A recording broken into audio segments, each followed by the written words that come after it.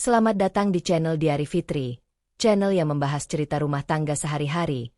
Sebelum mulai ceritanya, jangan lupa subscribe. Mari kita mulai ceritanya.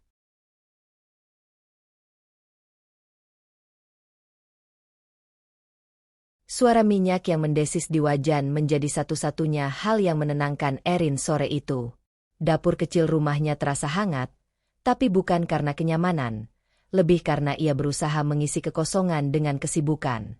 Tangannya cekatan mengaduk sayur, meski pikirannya tidak benar-benar ada di sana.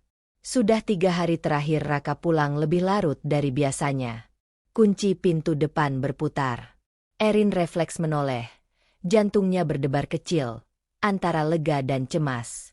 Ia segera mematikan kompor, menyekat tangannya di apron, lalu melangkah ke ruang tengah. Raka masuk tanpa menatapnya. Jas kerjanya masih rapi, tapi wajahnya kaku, seperti seseorang yang menahan sesuatu. Ia meletakkan tasnya agak keras di meja, lalu menghela napas panjang. "Kamu masak lagi?" tanyanya datar, tanpa benar-benar menunggu jawaban. Erin mencoba tersenyum. "Iya, aku bikin yang kamu suka. Sup ayam sama tumis sayur." "Setiap hari juga sama," potong Raka, kini menatap sekeliling rumah dengan sorot mata yang membuat Erin langsung merasa tidak nyaman. Rumah kecil, makanan sederhana, hidup yang gini-gini aja. Kalimat itu menggantung, tapi cukup tajam untuk menusuk.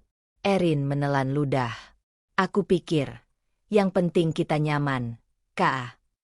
Raka tertawa kecil, tapi tanpa kehangatan. "Nyaman buat kamu mungkin. Tapi buat aku, ini bukan hidup yang aku bayangkan." Ada jeda yang terasa lebih lama dari seharusnya. Erin berdiri di hadapannya, merasa seperti tamu di rumah sendiri. Kata-kata Raka tidak meledak, tapi justru itu yang membuatnya terasa lebih dalam, seperti kekecewaan yang sudah lama disimpan. "Aku kerja tiap hari," lanjut Raka, suaranya mulai meninggi. "Tapi pulang ke tempat kayak gini, nggak ada perkembangan. Nggak ada perubahan." Erin menggenggam ujung apronnya tanpa sadar. "Aku juga berusaha, Kak. Aku ngatur keuangan. Aku ngatur." Raka memotong lagi, kali ini dengan nada meremehkan. "Ngatur supaya kita tetap di tempat yang sama." Kalimat itu membuat dada Erin sesak. Ia ingin membela diri, ingin menjelaskan bahwa ia sengaja hidup hemat karena mereka belum stabil. Tapi di bawah tatapan Raka yang dingin, semua kata terasa salah. Ia akhirnya memilih diam. Raka menghela napas panjang lagi, lalu menjatuhkan dirinya ke sofa. "Kadang aku mikir, mungkin aku salah pilih jalan." Jantung Erin seperti berhenti sesaat. "Salah jalan?" ulangnya pelan. Raka tidak langsung menjawab. Ia hanya menatap layar ponselnya yang tiba-tiba menyala. Sebuah notifikasi masuk, dan ekspresinya berubah. Halus, tapi cukup jelas bagi Erin yang berdiri memperhatikannya. Raka menggeser layar, membaca pesan itu, lalu sudut bibirnya sedikit terangkat. Bukan senyum penuh, tapi cukup untuk menunjukkan ada sesuatu yang berbeda. Erin tidak bertanya. Tapi ada sesuatu di dalam dirinya yang bergerak. Kecil, nyaris tak terlihat, tapi cukup untuk menimbulkan rasa tidak nyaman. "Dari siapa?" tanyanya akhirnya, mencoba terdengar biasa. Raka langsung mengunci layar ponselnya. "Teman kerja." Jawaban singkat. Terlalu singkat. Erin mengangguk pelan, meski hatinya tidak sepenuhnya percaya. Ia berbalik menuju dapur, mencoba kembali ke rutinitasnya, tapi langkahnya terasa lebih berat. Di belakangnya, ia bisa merasakan jarak yang aneh, bukan jarak fisik, tapi sesuatu yang lebih dalam. Seolah-olah Raka sudah berdiri di tempat yang berbeda, jauh dari dirinya.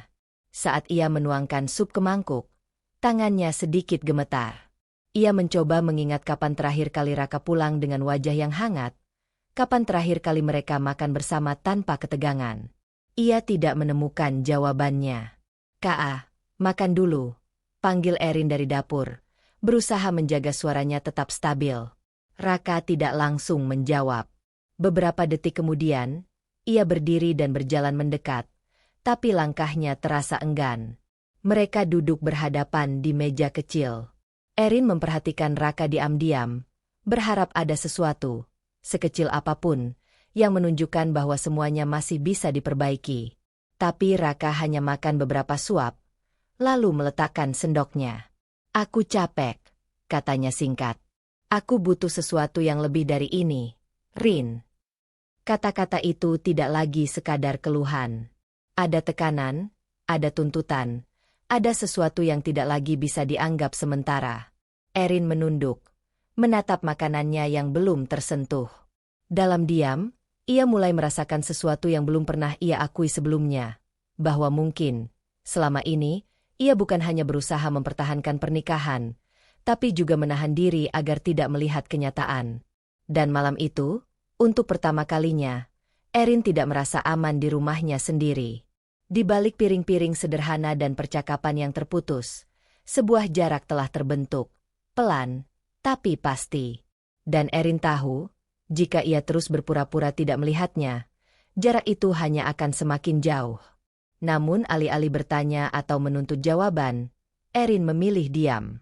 Pilihan kecil yang terasa aman, tapi diam-diam mulai berisiko menghancurkan dirinya sendiri. Pagi itu, Erin terbangun lebih cepat dari biasanya, meski semalaman ia tidak benar-benar tidur. Kata-kata Raka dari malam sebelumnya terus berputar di kepalanya. Bukan lagi terasa seperti amarah, tapi seperti penilaian yang diam-diam ia percayai. Ia berdiri di depan cermin kecil di kamar, memperhatikan wajahnya sendiri. Tidak ada yang salah, tapi juga tidak ada yang istimewa. Dulu ia tidak pernah mempertanyakan dirinya seperti ini. "Aku harus lebih baik," gumamnya pelan, seolah sedang berjanji pada seseorang, atau mungkin memohon. Di dapur, Erin memasak lebih banyak dari biasanya. Ia menambahkan lauk tambahan, menyusun meja makan lebih rapi, bahkan mengganti taplak yang sudah lama tidak disentuh. Setiap gerakan terasa seperti usaha memperbaiki sesuatu yang tidak benar-benar ia pahami. Raka keluar dari kamar dengan wajah masih setengah mengantuk. Ia melirik meja makan, lalu ke Erin. "Kamu rajin banget pagi ini," katanya singkat. Erin tersenyum kecil. "Aku pikir kita bisa sarapan bareng sebelum kamu berangkat." Raka tidak langsung duduk. Ia mengecek ponselnya lebih dulu, mengetik sesuatu cepat, lalu memasukkannya ke saku. "Aku nggak sempat," jawabnya akhirnya. "Ada meeting pagi." Erin mengangguk, meski dadanya sedikit turun. "Ya udah, nanti makan di kantor aja ya." Raka sudah mengambil tasnya. "Iya." Tidak ada terima kasih. Tidak ada tatapan. Hanya langkah cepat menuju pintu. Pintu tertutup. Suara itu terasa lebih keras dari biasanya. Erin berdiri sendiri di dapur, menatap meja yang sudah ia siapkan dengan hati-hati. Ia menarik napas dalam, mencoba menahan sesuatu yang naik ke tenggorokan. "Dia cuma sibuk," bisiknya pada diri sendiri. "Aku yang harus lebih ngerti."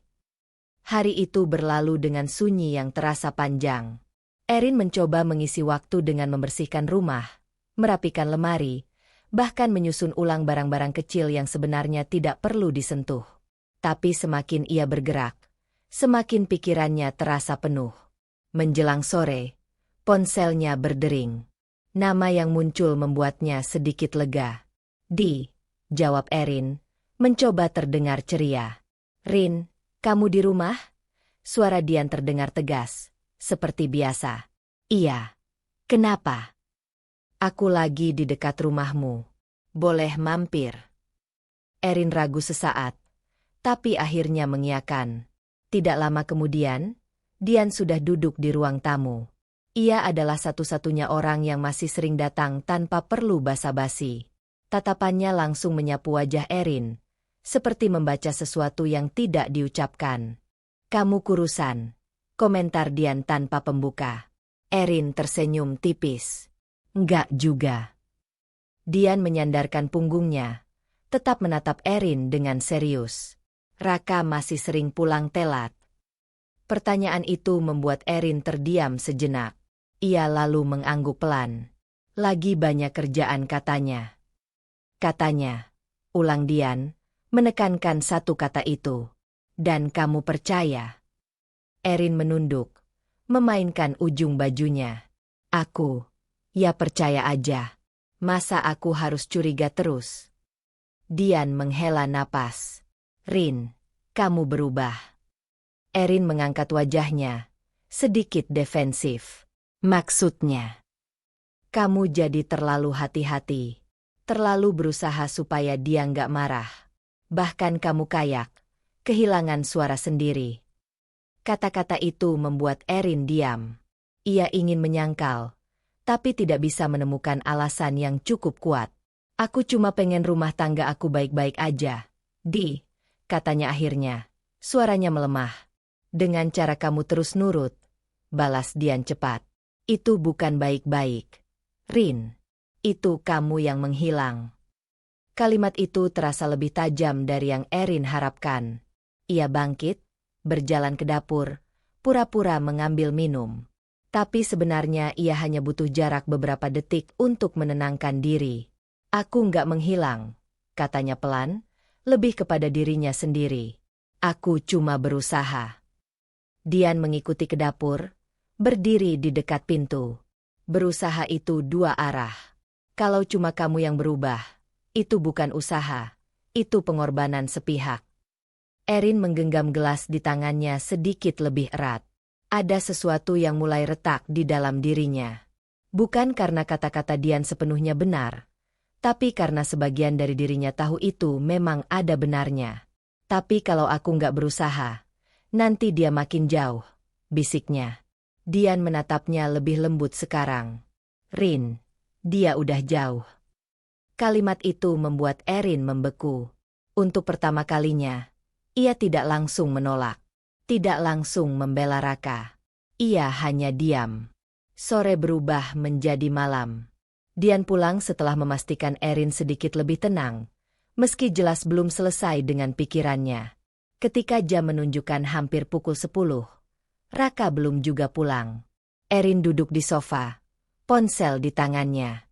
Ia membuka chat dengan Raka, mengetik sesuatu, lalu menghapusnya.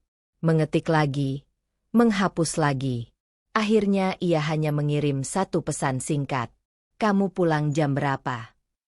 Pesan itu terkirim. Tidak langsung dibalas. Menit berlalu. Lalu jam. Saat akhirnya ponsel bergetar, Erin langsung membukanya. Lembur. Jangan tunggu. Hanya itu. Tidak ada penjelasan. Tidak ada rasa. Erin menatap layar ponselnya lama. Kali ini, ia tidak merasa sedih seperti biasanya. Yang muncul justru sesuatu yang berbeda. Lebih tenang, tapi juga lebih berat. Ia mulai menyadari sesuatu yang selama ini ia hindari. Bahwa ia terus menekan perasaannya sendiri agar semuanya terlihat baik-baik saja. Dan mungkin, justru itu yang membuat semuanya semakin menjauh. Erin menarik napas panjang, lalu mematikan lampu ruang tamu. Malam itu, untuk pertama kalinya, ia tidak menunggu Raka pulang. Bukan karena sudah tidak peduli, tapi karena ia mulai lelah menjadi satu-satunya yang berusaha. Namun di balik keputusan kecil itu, ada rasa bersalah yang langsung menyusul, seolah-olah ia baru saja melakukan sesuatu yang salah. Dan Erin tahu, jika ia terus membiarkan perasaan itu, ia akan kembali ke titik semula. Ia berdiri di tengah ruang gelap, ragu untuk melangkah. Untuk pertama kalinya, Erin mulai mempertanyakan bukan hanya Raka, tapi juga dirinya sendiri. Malam setelah Erin memutuskan untuk tidak menunggu, tidur justru terasa lebih sulit. Ia berbaring dengan mata terbuka, menatap langit-langit kamar yang gelap. Keputusan kecil itu, mematikan lampu dan berhenti menunggu, terus terngiang di kepalanya. Ada rasa lega yang tipis, tapi juga rasa bersalah yang lebih tebal. Seperti ia baru saja melanggar sesuatu yang selama ini ia jaga. Pintu kamar terbuka pelan sekitar tengah malam. Erin memejamkan mata cepat, pura-pura tidur. Langkah Raka terdengar berat, diikuti suara benda diletakkan sembarangan. Tidak ada usaha untuk pelan. Tidak ada usaha untuk peduli. Erin merasakan sisi kasur bergerak saat Raka berbaring. Bau parfum asing yang samar menyentuh indranya, bukan aroma yang biasa dipakai Raka. Ia menahan napas sejenak, mencoba mengabaikannya. Pagi datang tanpa percakapan. Raka sudah bangun lebih dulu dan berada di kamar mandi. Erin duduk di tepi ranjang. Pikirannya kosong tapi hatinya berat.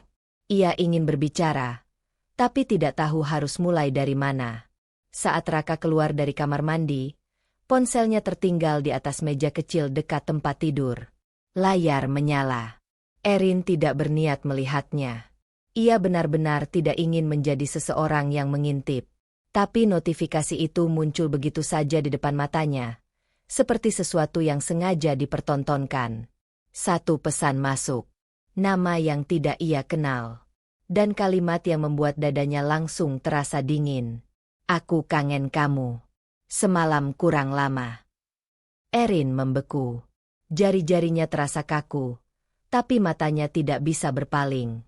Ia tidak menyentuh ponsel itu, hanya menatap, seolah berharap kalimat itu berubah menjadi sesuatu yang lebih masuk akal. Tidak berubah. Suara langkah Raka mendekat. Erin langsung berdiri, menjauh sedikit dari meja, tapi wajahnya tidak bisa menyembunyikan apapun. Raka melihat ke arah ponselnya, lalu ke Erin. Ada 1 detik keheningan, cukup untuk mengubah segalanya. Kamu ngapain? Tanya Raka tajam. Aku enggak. Suara Erin terhenti. Itu, ada pesan masuk. Raka mengambil ponselnya cepat, membaca sekilas, lalu mengunci layar. Wajahnya tidak panik, justru datar.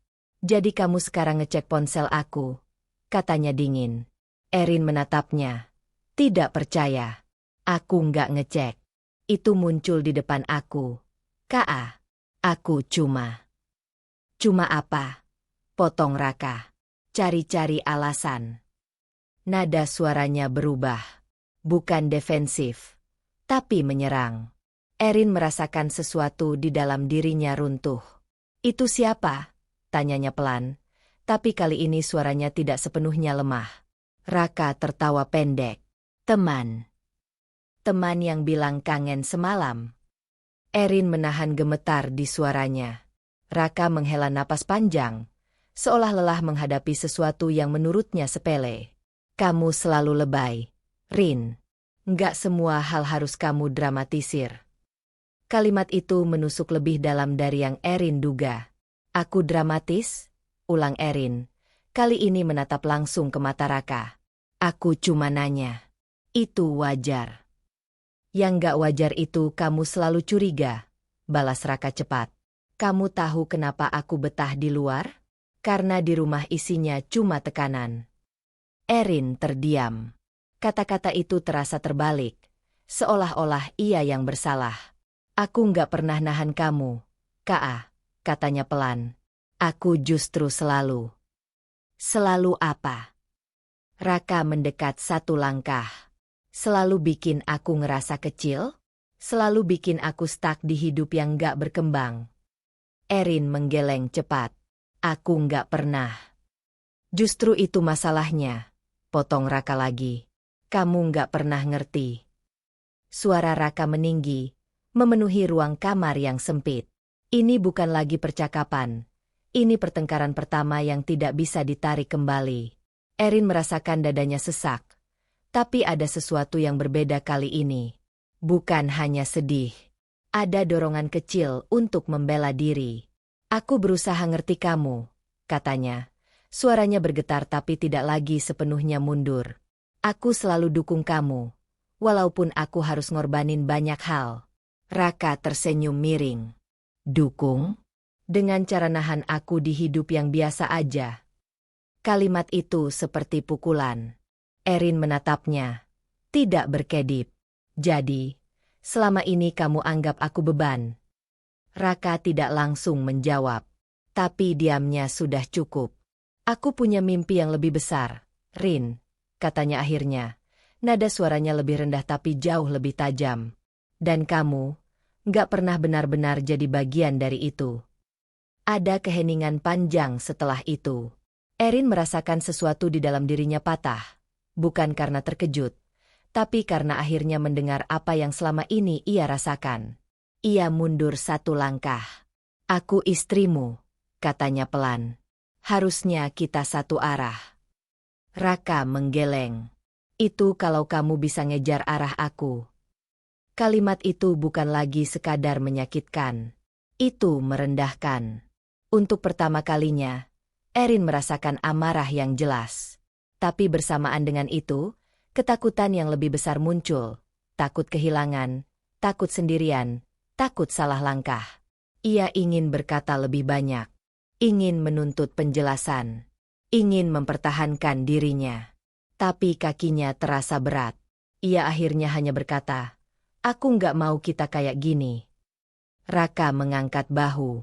"Ya jangan mulai hal yang nggak perlu." Seolah semua ini salah Erin.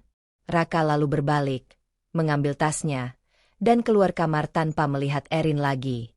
Pintu tertutup. Kali ini, bukan hanya suara pintu yang terasa keras. Erin berdiri sendiri. Napasnya tidak teratur. Air matanya akhirnya jatuh. Tapi tidak lagi deras seperti biasanya. Lebih pelan, lebih dalam. Ia berjalan ke meja kecil, menatap tempat ponsel itu tadi berada. Kalimat itu masih terngiang di kepalanya. Semalam kurang lama. Untuk pertama kalinya, Erin tidak bisa lagi meyakinkan dirinya bahwa semua ini hanya kesalahpahaman. Tapi di saat yang sama, ia juga belum punya keberanian untuk melangkah pergi. Ia duduk di tepi ranjang, memeluk dirinya sendiri. Di dalam hatinya, dua hal mulai bertarung. Keinginan untuk mempertahankan, dan dorongan untuk melindungi diri. Dan hari itu, Erin memilih tetap bertahan. Pilihan yang terasa aman, tapi mulai terasa seperti jebakan yang ia sadari sendiri. Sejak pertengkaran pagi itu, rumah terasa berubah. Bukan karena ada yang berbeda secara fisik, tapi karena Erin tidak lagi bisa melihatnya dengan cara yang sama. Setiap sudut yang dulu terasa hangat kini seperti menyimpan gema kata-kata Raka. "Kamu nggak pernah jadi bagian dari mimpiku." Erin tetap menjalani rutinitasnya. Memasak, membersihkan, merapikan. Tapi semua itu terasa seperti gerakan otomatis, tanpa keyakinan yang dulu ia pegang. Siang itu, ia sedang menyapu ruang tamu ketika suara mobil berhenti di depan rumah. Erin berhenti sejenak. Raka jarang pulang siang. Pintu terbuka. Raka masuk. Tapi kali ini tidak sendiri. Seorang perempuan berjalan di belakangnya dengan langkah percaya diri. Penampilannya rapi, modern, dan kontras dengan kesederhanaan rumah itu. Tatapannya langsung menyapu ruangan, bukan dengan rasa penasaran, melainkan penilaian. "Rin," kata Raka singkat. "Ini Maya." Nama itu seperti langsung mengunci udara di dalam ruangan. Erin berdiri tegak. Sapu masih di tangannya. Ia mencoba menjaga ekspresi, meski jantungnya berdetak lebih cepat dari biasanya. "Maya teman bisnis aku," lanjut Raka, seolah itu cukup menjelaskan segalanya. Maya tersenyum tipis. "Aku sering dengar tentang kamu," katanya. Nada suaranya halus tapi tidak hangat. Erin menaruh sapu pelan, lalu mendekat. "Oh ya," jawabnya hati-hati. "Iya." Maya melirik sekeliling lagi, lalu kembali ke Erin. "Raka bilang kamu sederhana." Kata terakhir itu terdengar ringan, tapi cara Maya mengucapkannya membuat Erin merasa seperti sedang diposisikan lebih rendah. Erin tersenyum tipis. "Kami memang hidup sederhana." Raka tidak menanggapi. Ia malah berjalan masuk lebih dalam, seperti ingin menghindari ketegangan yang mulai terasa. "Boleh duduk?" tanya Maya. Meski tanpa menunggu jawaban ia sudah duduk di sofa. Erin mengangguk, lalu masuk ke dapur mengambil minum. Tangannya kembali sedikit gemetar, tapi kali ini bukan karena sedih, lebih karena tekanan yang perlahan berubah bentuk. Saat ia kembali membawa 2 gelas, percakapan antara Raka dan Maya sudah berjalan.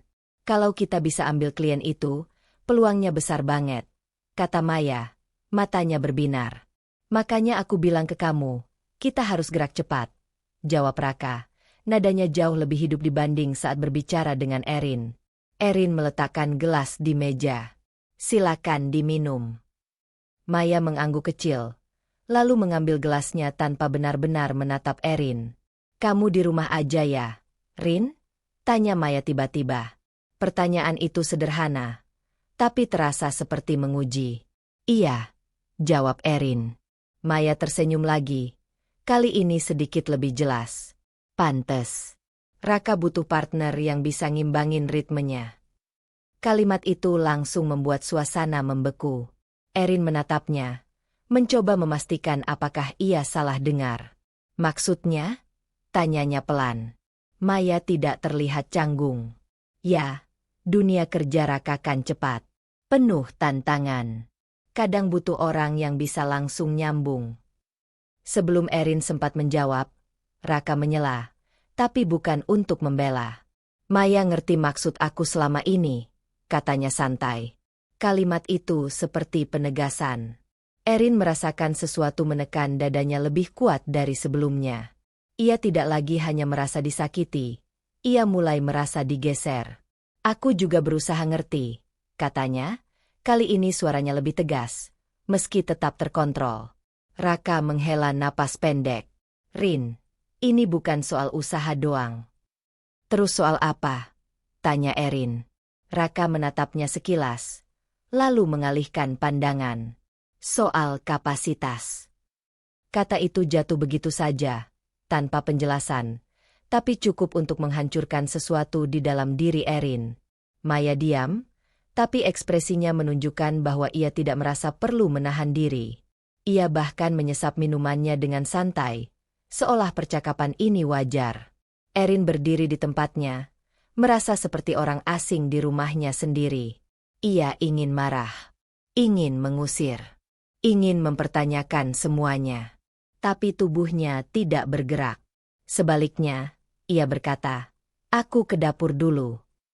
Langkahnya cepat, hampir seperti melarikan diri. Di dapur, ia bersandar pada meja, mencoba mengatur napas.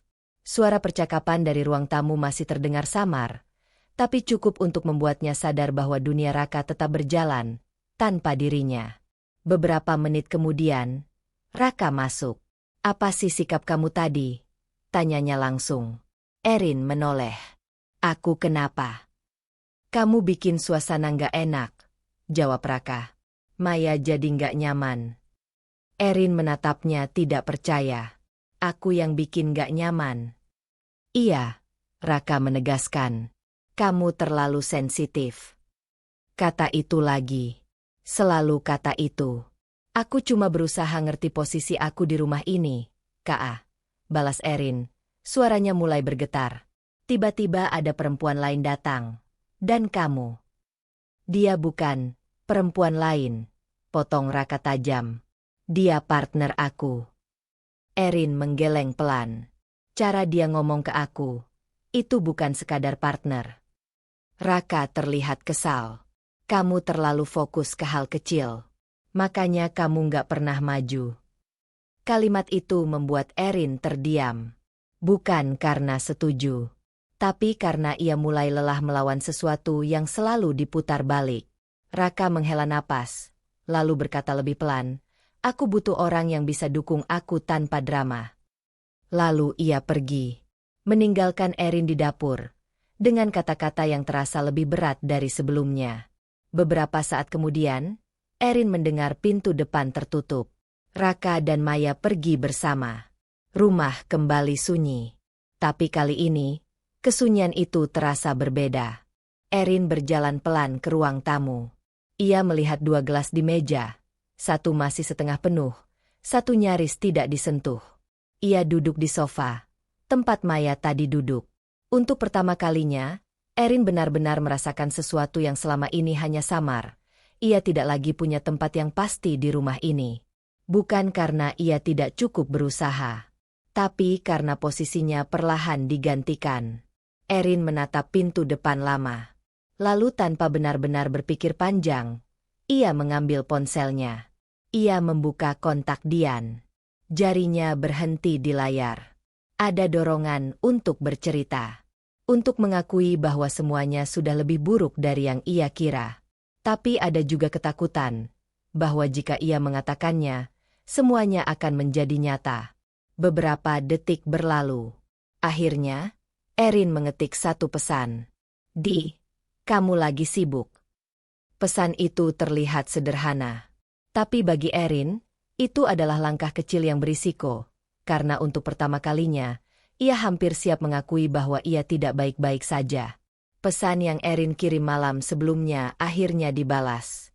Dian datang pagi-pagi sekali, bahkan sebelum Erin sempat benar-benar menata perasaannya. Wajah sahabatnya itu terlihat serius sejak pertama kali masuk, seperti sudah menyiapkan sesuatu yang tidak ingin ditunda lagi. "Kamu nggak tidur, ya?" tanya Dian tanpa basa-basi, melihat mata Erin yang sembab. Erin hanya menggeleng pelan. Ia tidak mencoba menyangkal. Mereka duduk berhadapan di ruang tamu, tempat yang semalam terasa asing, kini menjadi saksi sesuatu yang lebih nyata. "Apa yang sebenarnya terjadi, Rin?" Suara Dian lebih lembut dari biasanya, tapi tetap tegas. Erin terdiam beberapa detik. Ia tahu, jika ia mulai bicara, ia tidak bisa lagi menutupinya dengan alasan-alasan yang selama ini ia pakai untuk menenangkan diri. "Dia bawa perempuan itu ke sini." Akhirnya Erin berkata pelan. Dian langsung menegang.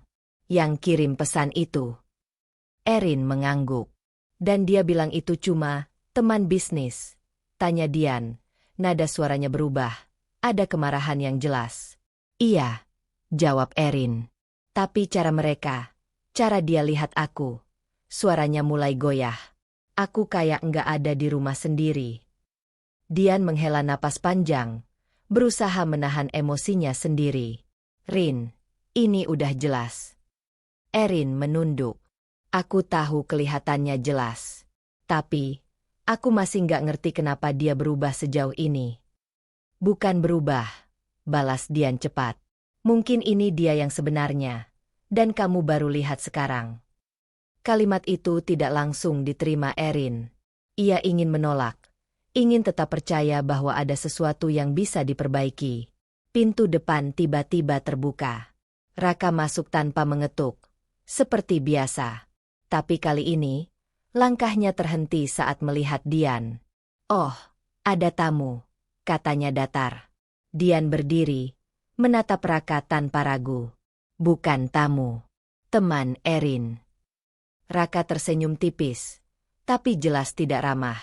"Oh ya? Ngobrolin apa?" Dian tidak menjawab. Ia justru menoleh ke Erin, memberi isyarat halus. "Kamu yang harus bicara." Erin merasakan tekanan itu langsung. Jantungnya berdetak lebih cepat. "Aku cuma cerita," katanya pelan. "Cerita apa?" tanya Raka. Kali ini nadanya mulai tajam. Erin menelan ludah.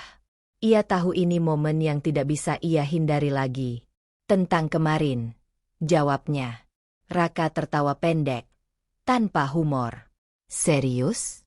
Kamu bawa-bawa orang luar buat urusan rumah tangga?" "Dia bukan orang luar," potong Dian. "Dan ini bukan hal kecil." Raka menatap Dian, sorot matanya berubah dingin. "Ini urusan aku sama istri aku." "Justru karena itu aku di sini," balas Dian, tidak mundur. "Karena Erin terlalu lama sendirian menghadapi kamu." Ketegangan langsung memenuhi ruangan. Erin berdiri di antara mereka, merasa seperti ditarik dari dua arah. "Cukup, Di," katanya pelan. "Aku bisa." "Kamu bisa apa?" potong Dian, kali ini menatap Erin. "Bertahan terus tanpa dihargai." Raka menghela napas kasar. "Ini yang aku maksud. Lingkungan kamu cuma bikin kamu makin sempit." Erin menoleh ke Raka. "Lingkungan aku?" "Iya." Raka mendekat sedikit. "Kamu dengerin orang-orang yang gak ngerti visi aku, yang cuma lihat dari satu sisi." "Terus sisi kamu apa, Kak?" Erin akhirnya bertanya. Suaranya tidak lagi sepenuhnya ragu. Raka menatapnya lurus. "Aku mau hidup lebih besar dari ini." Kalimat itu jatuh dengan tegas. Erin diam. Aku capek hidup kayak gini terus, lanjut Raka. Rumah kecil, pola pikir kecil, semua serba cukup. Aku nggak mau cuma cukup. Erin merasakan sesuatu menekan dadanya. Jadi aku, bagian dari itu. Raka tidak ragu. Iya. Jawaban itu terlalu cepat. Terlalu pasti. Aku ngerasa kamu nahan aku, Rin. Tambahnya, kamu nyaman di sini. Tapi aku enggak. Dian menggeleng tidak percaya. Dia yang nahan kamu?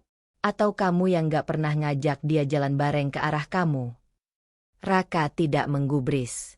Fokusnya tetap ke Erin. Aku butuh pasangan yang bisa sejalan, katanya. Bukan yang bikin aku harus melambat. Erin berdiri diam, mencoba mencerna semuanya. Bukan lagi sekadar disakiti, tapi mulai didefinisikan sebagai hambatan. Aku nggak pernah minta kamu melambat, katanya pelan. Aku cuma minta kita jalan bareng. Dan itu masalahnya, balas Raka. Kamu selalu mikir, kita. Padahal aku harus mikir lebih jauh. Kata-kata itu membuat Erin akhirnya terdiam sepenuhnya. Dian mendekat. Suaranya lebih rendah tapi jelas. Rin, pulang aja ke rumah ibumu. Erin langsung menoleh cepat. Jangan. Kenapa? Tanya Dian. Kamu punya tempat yang aman. Kamu nggak harus bertahan di sini. Erin menggeleng. Kali ini lebih keras. Aku nggak mau. Raka tertawa kecil. Nah, itu baru masuk akal. Dian menatap Erin. Tidak mengerti. Rin. Aku nggak mau dianggap gagal, potong Erin. Suaranya tiba-tiba lebih kuat. Aku yang milih jalan ini. Aku yang ninggalin rumah ibu aku dulu. Aku nggak bisa balik begitu aja. Ada keheningan setelah itu. Dian menatapnya dengan campuran khawatir dan kecewa. Jadi kamu mau tetap di sini? Tanya Dian pelan. Erin tidak langsung menjawab. Ia melihat ke arah Raka, yang berdiri dengan ekspresi yakin, seolah tahu Erin tidak akan pergi. Lalu ia melihat ke arah pintu, jalan keluar yang sebenarnya selalu ada. Tapi langkahnya terasa terkunci. Aku masih mau coba, katanya akhirnya. Dian menutup mata sejenak, menahan emosi. Kalau kamu tetap di sini, kamu harus siap dengan konsekuensinya. Erin mengangguk pelan, meski ia sendiri belum benar-benar siap. Raka tidak berkata apa-apa lagi. Ia hanya berbalik, seolah percakapan ini sudah selesai baginya. Dian mengambil tasnya, tapi sebelum pergi, ia menatap Erin sekali lagi. Jangan sampai kamu kehilangan diri kamu sendiri, Rin. Pintu tertutup. Rumah kembali sunyi. Erin berdiri di tengah ruang tamu, dengan keputusan yang terasa berat di dadanya. Ia memilih bertahan. Bukan karena yakin, tapi karena takut kehilangan lebih banyak jika ia pergi. Dan di saat itu, Erin tidak sadar bahwa pilihannya untuk tetap tinggal bukan lagi tentang cinta, melainkan tentang ketakutan. Sebuah keputusan kecil, yang perlahan mulai mengunci dirinya lebih dalam di tempat yang semakin tidak aman. Keputusan Erin untuk tetap bertahan tidak membawa ketenangan. Justru sebaliknya, sejak hari itu, suasana di rumah semakin menegang. Bukan lagi sekadar dingin, tapi seperti ada jarak yang disengaja. Raka semakin jarang berbicara, dan setiap kali mereka berpapasan, percakapan hanya sebatas hal-hal teknis yang kering. Erin mencoba bertahan dengan caranya sendiri. Ia kembali memasak, kembali merapikan rumah, kembali berusaha menjadi cukup. Tapi kini setiap usaha terasa seperti tidak memiliki tempat untuk sampai. Tidak ada respons. Tidak ada pengakuan. Hanya diam atau kritik. Malam itu, Raka pulang lebih larut dari biasanya. Jam di dinding menunjukkan hampir pukul 11 ketika pintu terbuka. Erin sudah duduk di ruang tamu sejak 1 jam sebelumnya. Menunggu, bukan karena berharap, tapi karena ada sesuatu yang ingin ia bicarakan. Raka masuk tanpa menatapnya. Kita perlu ngomong, kata Erin pelan, berdiri dari sofa. Raka berhenti sebentar, lalu menghela napas panjang. Aku capek, Rin. Aku juga capek, balas Erin. Kali ini suaranya tidak mundur. Tapi kita nggak bisa terus kayak gini. Raka menoleh. Matanya terlihat lelah tapi juga kesal. Kayak gimana? Kayak orang asing, jawab Erin. Kita tinggal satu rumah. Tapi, kamu bahkan nggak lihat aku lagi. Raka tertawa pendek. Sinis. Karena aku udah lihat cukup. Kalimat itu membuat Erin terdiam sejenak. Tapi kali ini ia tidak mundur. Cukup apa? Tanyanya. Cukup tahu kalau ini bukan hidup yang aku mau, jawab Raka tegas. Udara di ruangan itu terasa semakin berat. Erin melangkah mendekat. Terus kamu maunya apa? Kak? Kita perbaiki? Atau kamu cuma mau terus nyalahin aku? Raka menggeleng. Seperti pertanyaan itu tidak masuk akal baginya. Ini bukan soal nyalahin. Ini soal aku sadar. Sadar apa? Kalau aku harus keluar dari hidup ini. Jawaban itu datang begitu saja, tanpa ragu. Erin merasa seperti ditarik jatuh dari tempat yang selama ini ia pegang erat. Kamu, maksudnya apa? Suaranya melemah. Raka menatapnya lurus. Aku mau mulai hidup baru. Kata-kata itu tidak lagi tersirat. Tidak lagi setengah-setengah. Langsung. Jelas. Dan menghancurkan. Erin menggeleng pelan. Kita ini rumah tangga. Ka. Bukan sesuatu yang bisa kamu tinggal begitu aja. Kenapa enggak? Balas Raka cepat. Kalau dari awal ini bukan tempat aku. Kalimat itu menusuk lebih dalam dari sebelumnya. Terus aku apa? Tanya Erin. Suaranya mulai bergetar. Semua yang aku lakuin selama ini apa artinya? Raka menghela napas, tapi bukan dengan empati. Lebih seperti orang yang lelah menjelaskan hal yang menurutnya sederhana. Itu pilihan kamu, katanya. Aku nggak pernah minta kamu jadi kayak gitu. Erin mundur satu langkah. Untuk pertama kalinya, ia merasa benar-benar sendirian di depan suaminya sendiri. Aku istrimu, katanya pelan. Aku berusaha karena aku peduli. Tapi aku nggak butuh itu lagi, potong Raka. Kalimat itu jatuh seperti palu terakhir. Sun. Tidak ada lagi yang bisa dipertahankan dalam percakapan itu. Erin berdiri diam, matanya mulai basah, tapi ia tidak menangis.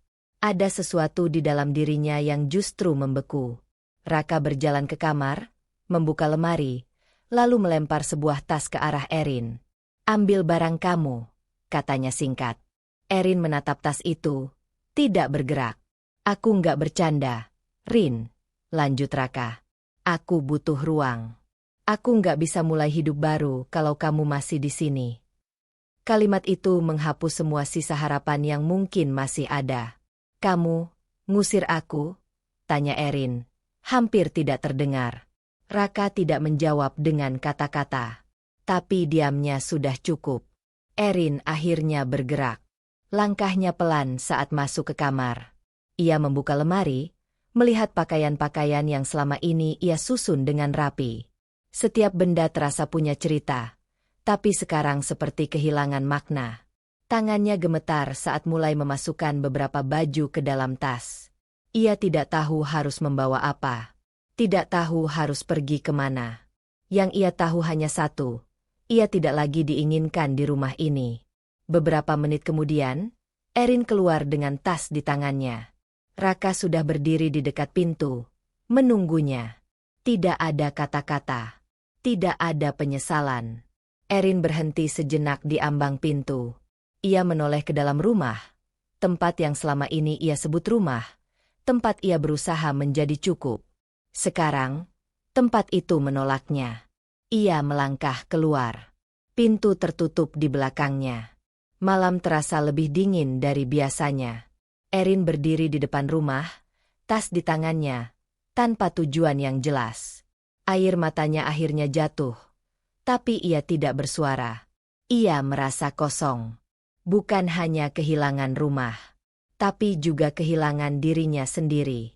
Beberapa menit ia berdiri di sana, sampai akhirnya ia mengambil ponsel. Tangannya ragu saat membuka kontak. Dian. Ia bisa meneleponnya. Tapi Erin tahu, itu bukan yang sebenarnya ia hindari. Jarinya bergerak perlahan, ke nama lain. Ibu. Nama yang sudah lama tidak ia hubungi. Ibu Ratna. Orang yang dulu ia tinggalkan demi mempertahankan pernikahan ini. Orang yang mungkin akan mengatakan, ibu sudah bilang. Erin menatap nama itu lama. Harga dirinya menahan. Ketakutannya mendorong. Akhirnya, dengan napas yang tidak stabil, Erin menekan tombol panggil. Telepon berdering. Setiap detiknya terasa lebih berat dari sebelumnya. Dan saat panggilan itu hampir terputus, suara di seberang akhirnya menjawab. Erin. Satu kata itu cukup untuk membuat pertahanan Erin runtuh. Ia tidak langsung bicara. Tapi air matanya jatuh tanpa bisa dihentikan. Mama. Suaranya pecah. Untuk pertama kalinya setelah semuanya hancur, Erin tidak lagi mencoba terlihat kuat. Dan di saat itu, tanpa ia sadari, ia baru saja mengambil langkah yang akan mengubah arah hidupnya, meski terasa seperti mengakui kekalahan. Perjalanan menuju rumah itu terasa lebih panjang dari biasanya. Sepanjang jalan, Erin duduk diam di kursi penumpang, menatap keluar jendela tanpa benar-benar melihat apapun. Suara mesin mobil yang dikendarai sopir keluarga ibunya terdengar halus, kontras dengan kekacauan di dalam kepalanya. Tangannya masih menggenggam tas kecil yang ia bawa dari rumah Raka, satu-satunya bukti bahwa semuanya benar-benar terjadi. Ia kembali. Bukan sebagai tamu, tapi sebagai seseorang yang gagal mempertahankan pilihannya sendiri. Mobil berhenti di depan gerbang besar yang perlahan terbuka. Rumah itu tidak berubah. Tetap megah, tetap rapi, tetap terasa jauh dari kehidupan yang selama ini Erin jalani. Dulu, ia meninggalkan tempat ini dengan keyakinan. Sekarang, ia kembali dengan keraguan. Pintu utama terbuka sebelum ia sempat mengetuk. Ibu Ratna sudah berdiri di sana. Tatapannya langsung jatuh ke wajah Erin, lalu turun ke tas di tangannya. Tidak ada pelukan. Tidak ada sapaan hangat. Hanya diam yang berat. Masuk, ucapnya singkat. Erin melangkah masuk pelan, seperti anak kecil yang tahu ia akan dimarahi, tapi tidak punya pilihan lain. Ruang tamu itu terasa asing meski pernah ia tempati bertahun-tahun. Semuanya tertata sempurna, berbanding terbalik dengan dirinya yang terasa berantakan. Ibu Ratna duduk lebih dulu, memberi isyarat agar Erin ikut duduk.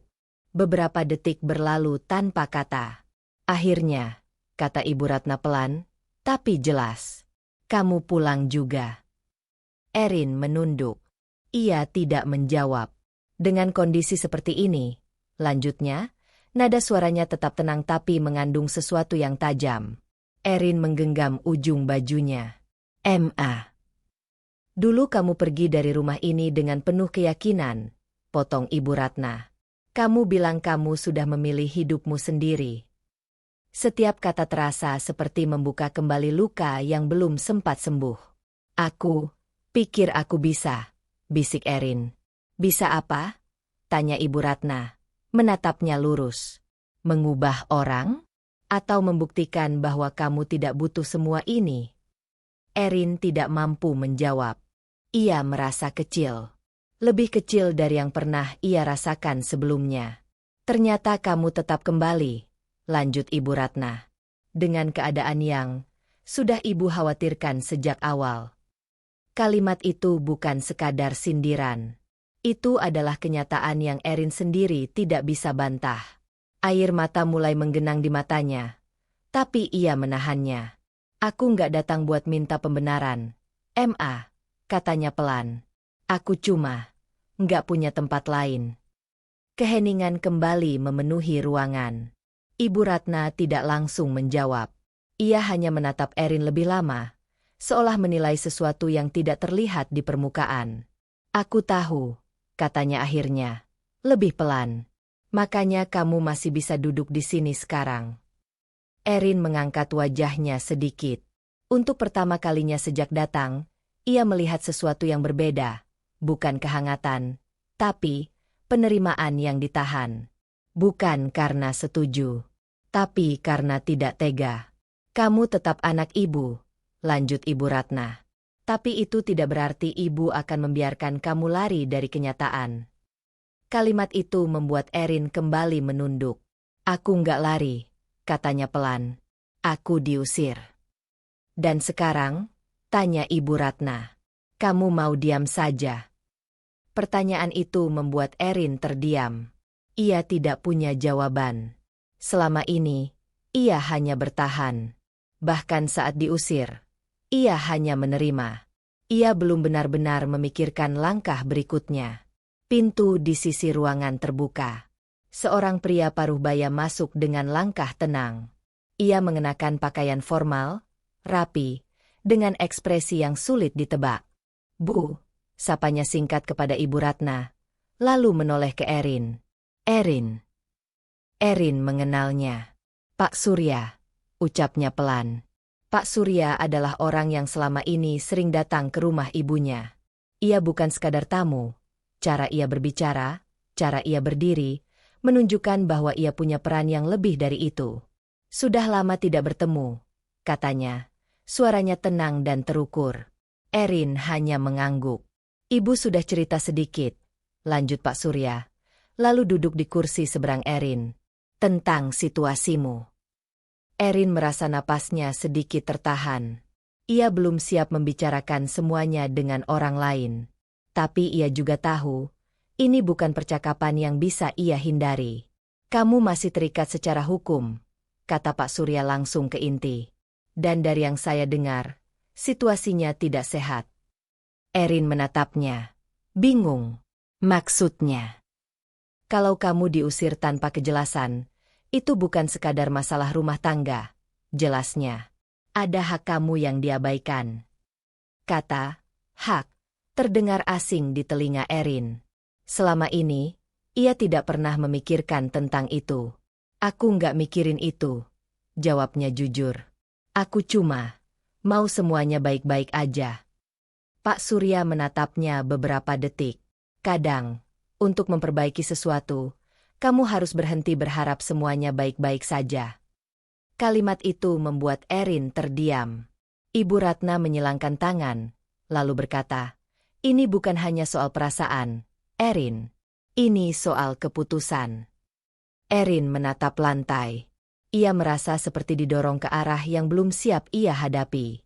Kalau kamu diam, lanjut Pak Surya, kamu akan terus berada di posisi yang sama, dirugikan, tapi tidak melakukan apa-apa. Erin menggenggam tangannya sendiri. Pikirannya mulai berputar. Selama ini, ia hanya melihat pernikahannya sebagai sesuatu yang harus dipertahankan. Sekarang, ia mulai dipaksa melihatnya sebagai sesuatu yang mungkin harus dihadapi, bahkan dilawan. Aku, suaranya pelan. Aku belum siap. Tidak ada yang benar-benar siap untuk ini, jawab Ibu Ratna. Tapi kamu sudah sampai di titik di mana kamu tidak bisa lagi pura-pura. Keheningan kembali. Tapi kali ini, bukan kosong. Ada tekanan baru. Lebih nyata. Lebih dekat. Erin menarik napas panjang. Mencoba menenangkan dirinya. Ia tidak lagi sepenuhnya sendiri. Tapi justru itu membuatnya harus menghadapi sesuatu yang lebih besar dari sekadar rasa sakit. Ia harus mengambil keputusan. Dan untuk pertama kalinya, pilihan itu bukan tentang bertahan, tapi tentang melawan. Malam itu, saat ia duduk sendirian di kamar lamanya, Erin menatap ponselnya. Nama Raka masih ada di sana. Masih terasa dekat. Tapi juga terasa seperti milik kehidupan yang mulai menjauh. Jarinya bergerak pelan, membuka percakapan terakhir mereka. Ia tidak langsung mengetik. Tapi untuk pertama kalinya, Erin tidak lagi hanya ingin menunggu. Ada dorongan kecil, rapuh, tapi nyata, untuk tidak diam lagi. Dan tanpa sepenuhnya yakin, ia mulai menulis satu kalimat. Sebuah langkah kecil, yang bisa mengubah segalanya. Kalimat yang Erin ketik malam sebelumnya masih tersimpan di layar ponselnya. Ia tidak jadi mengirimnya. Kata-kata itu terasa terlalu berat. Seolah satu pesan saja bisa mengakhiri sesuatu yang selama ini ia pertahankan dengan susah payah. Erin menatap layar itu lama, lalu akhirnya mengunci ponselnya tanpa keputusan. Pagi di rumah Ibu Ratna berjalan berbeda dari yang ia ingat. Semua teratur, tenang, tapi terasa kaku. Tidak ada pertanyaan berlebihan. Tidak ada simpati yang ditunjukkan secara terang-terangan. Ibu Ratna tidak membahas Raka lagi. Tapi justru itu membuat Erin merasa bahwa ia memang harus segera mengambil langkah. Di meja makan, suasana hening. Ibu Ratna membaca sesuatu di tablet, sementara Erin hanya memainkan sendok di piringnya. "Kamu tidak bisa diam terus," ucap Ibu Ratna tanpa menoleh. Erin berhenti bergerak. "Aku masih mikir." "Ma." "Berpikir itu baik," balas Ibu Ratna tenang. "Tapi kalau terlalu lama, itu jadi cara untuk menghindar." Erin tidak membalas. Ia tahu ibunya benar. Tapi menerima kenyataan jauh lebih sulit daripada sekadar memahaminya.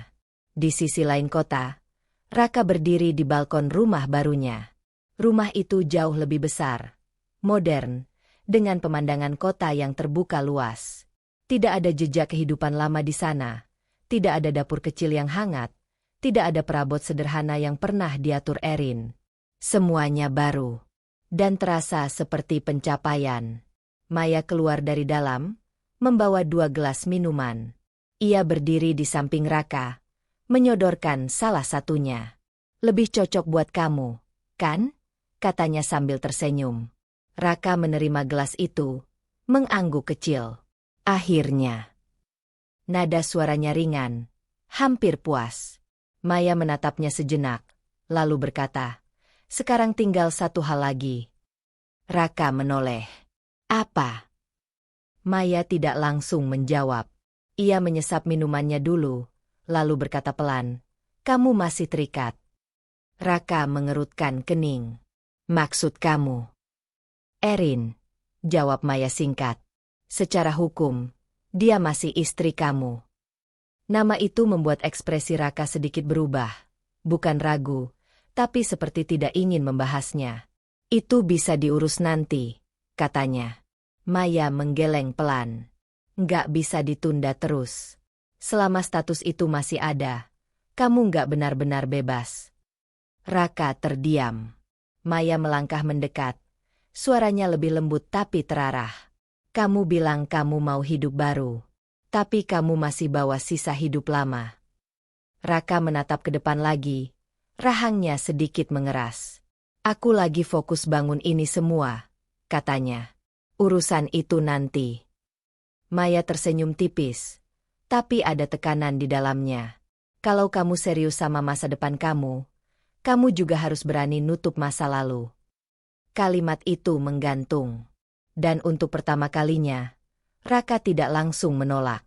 Di kamar lamanya, Erin duduk di tepi tempat tidur, memegang ponsel yang sama. Kali ini, ia tidak membuka chat dengan Raka. Ia membuka pencarian. Kata-kata yang ia ketik terasa asing di jari-jarinya. "Proses cerai." Ia berhenti, menghapusnya, menarik napas, lalu mengetik lagi. "Hak istri dalam perceraian." Layar menampilkan banyak informasi, tapi Erin tidak benar-benar membaca semuanya. Ia hanya melihat sekilas, mencoba memahami gambaran besar yang selama ini tidak pernah ia pikirkan. Pernikahan bisa benar-benar berakhir, bukan hanya secara perasaan, tapi secara nyata. Pintu kamar diketuk pelan. "Masuk," jawab Erin. Pak Surya masuk, membawa beberapa berkas di tangannya. Ia tidak terlihat kaku, tapi jelas datang dengan tujuan. "Kamu sudah sempat berpikir?" tanyanya langsung. Erin mengangguk pelan. "Sedikit." Pak Surya duduk di kursi dekat meja. "Saya tidak akan memaksa. Tapi kamu perlu tahu posisi kamu." Erin menatapnya, mencoba fokus. "Kalau kamu memilih diam, semua keputusan ada di pihak sana," lanjutnya. "Dan dari yang saya lihat, mereka tidak akan menunggu kamu siap." Erin menunduk. Ia tahu itu benar. Perceraian bukan hanya soal putus hubungan, kata Pak Surya lagi. Ini soal kamu mengambil kembali kendali atas hidup kamu. Kata kendali terasa berat. Selama ini, Erin justru merasa kehilangan itu. Aku takut, katanya jujur. Pak Surya tidak langsung menjawab. Ia hanya mengangguk, seolah itu adalah hal yang wajar. Takut kehilangan? Tanyanya. Erin menggeleng pelan. Takut, kalau ternyata semua ini memang salah aku dari awal. Kalimat itu keluar tanpa ia rencanakan. Pak Surya menatapnya lebih dalam. Kalau kamu terus berpikir seperti itu, kamu akan terus menyalahkan diri sendiri, bahkan untuk hal yang bukan tanggung jawab kamu. Erin terdiam. Pikirannya mulai berputar lagi. Tentang semua yang ia lakukan. Tentang semua yang ia korbankan. Tentang bagaimana semuanya tetap berakhir seperti ini. Aku cuma nggak mau nyesel lagi, bisiknya. Justru karena itu kamu harus bertindak, jawab Pak Surya. Supaya penyesalan kamu tidak berulang. Setelah itu, Pak Surya berdiri, meninggalkan beberapa dokumen di meja. Kamu tidak harus langsung tanda tangan, katanya. Tapi kamu harus mulai membaca. Pintu tertutup. Erin menatap berkas-berkas itu lama. Selembar kertas saja terasa seperti keputusan besar. Ia menariknya perlahan, membuka halaman pertama. Tulisan-tulisan formal itu terasa dingin, tapi jelas. Tidak seperti perasaan yang selama ini ia rasakan. Untuk pertama kalinya, Erin melihat pernikahannya bukan dari sisi emosi, tapi dari kenyataan. Dan itu jauh lebih sulit. Ia menutup berkas itu kembali. Napasnya tidak stabil. Hatinya masih ragu. Masih berharap. Tapi pikirannya mulai bergerak ke arah yang berbeda. Erin meraih ponselnya lagi. Kali ini, ia membuka chat dengan Dian. Kalau aku benar-benar cerai, aku bakal kelihatan gagal, ya. Pesan itu terkirim.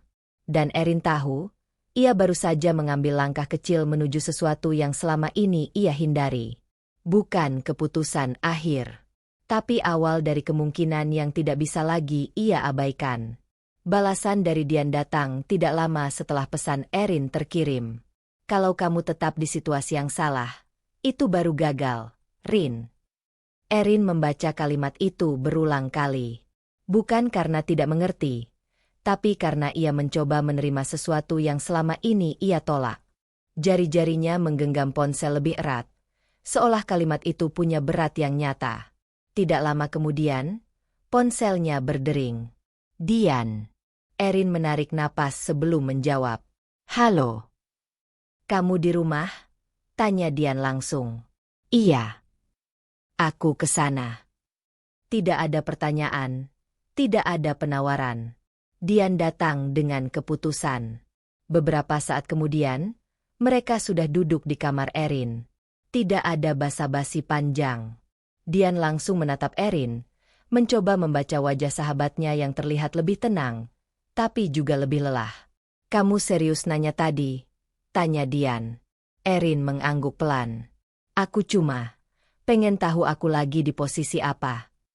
Dian menyandarkan tubuhnya, lalu berkata, kamu mau jujur sama diri kamu sendiri, atau masih mau cari alasan buat bertahan? Pertanyaan itu langsung menusuk. Erin menunduk. Aku nggak tahu. Dian menghela napas. Oke, aku bantu kamu lihat dari luar, ya. Erin tidak menjawab, tapi ia tidak menolak. Itu bukan hubungan sehat, Rin, lanjut Dian. Suaranya tegas tapi tidak menyerang. Dia merendahkan kamu, menyalahkan kamu, dan bikin kamu ngerasa kamu yang salah atas semua ini. Erin menggenggam ujung bajunya. Kata-kata itu tidak baru, tapi kali ini terasa lebih nyata. Aku mungkin memang kurang, bisiknya. Stop, potong Dian cepat. Kamu lihat? Kamu masih nyalahin diri kamu. Erin terdiam.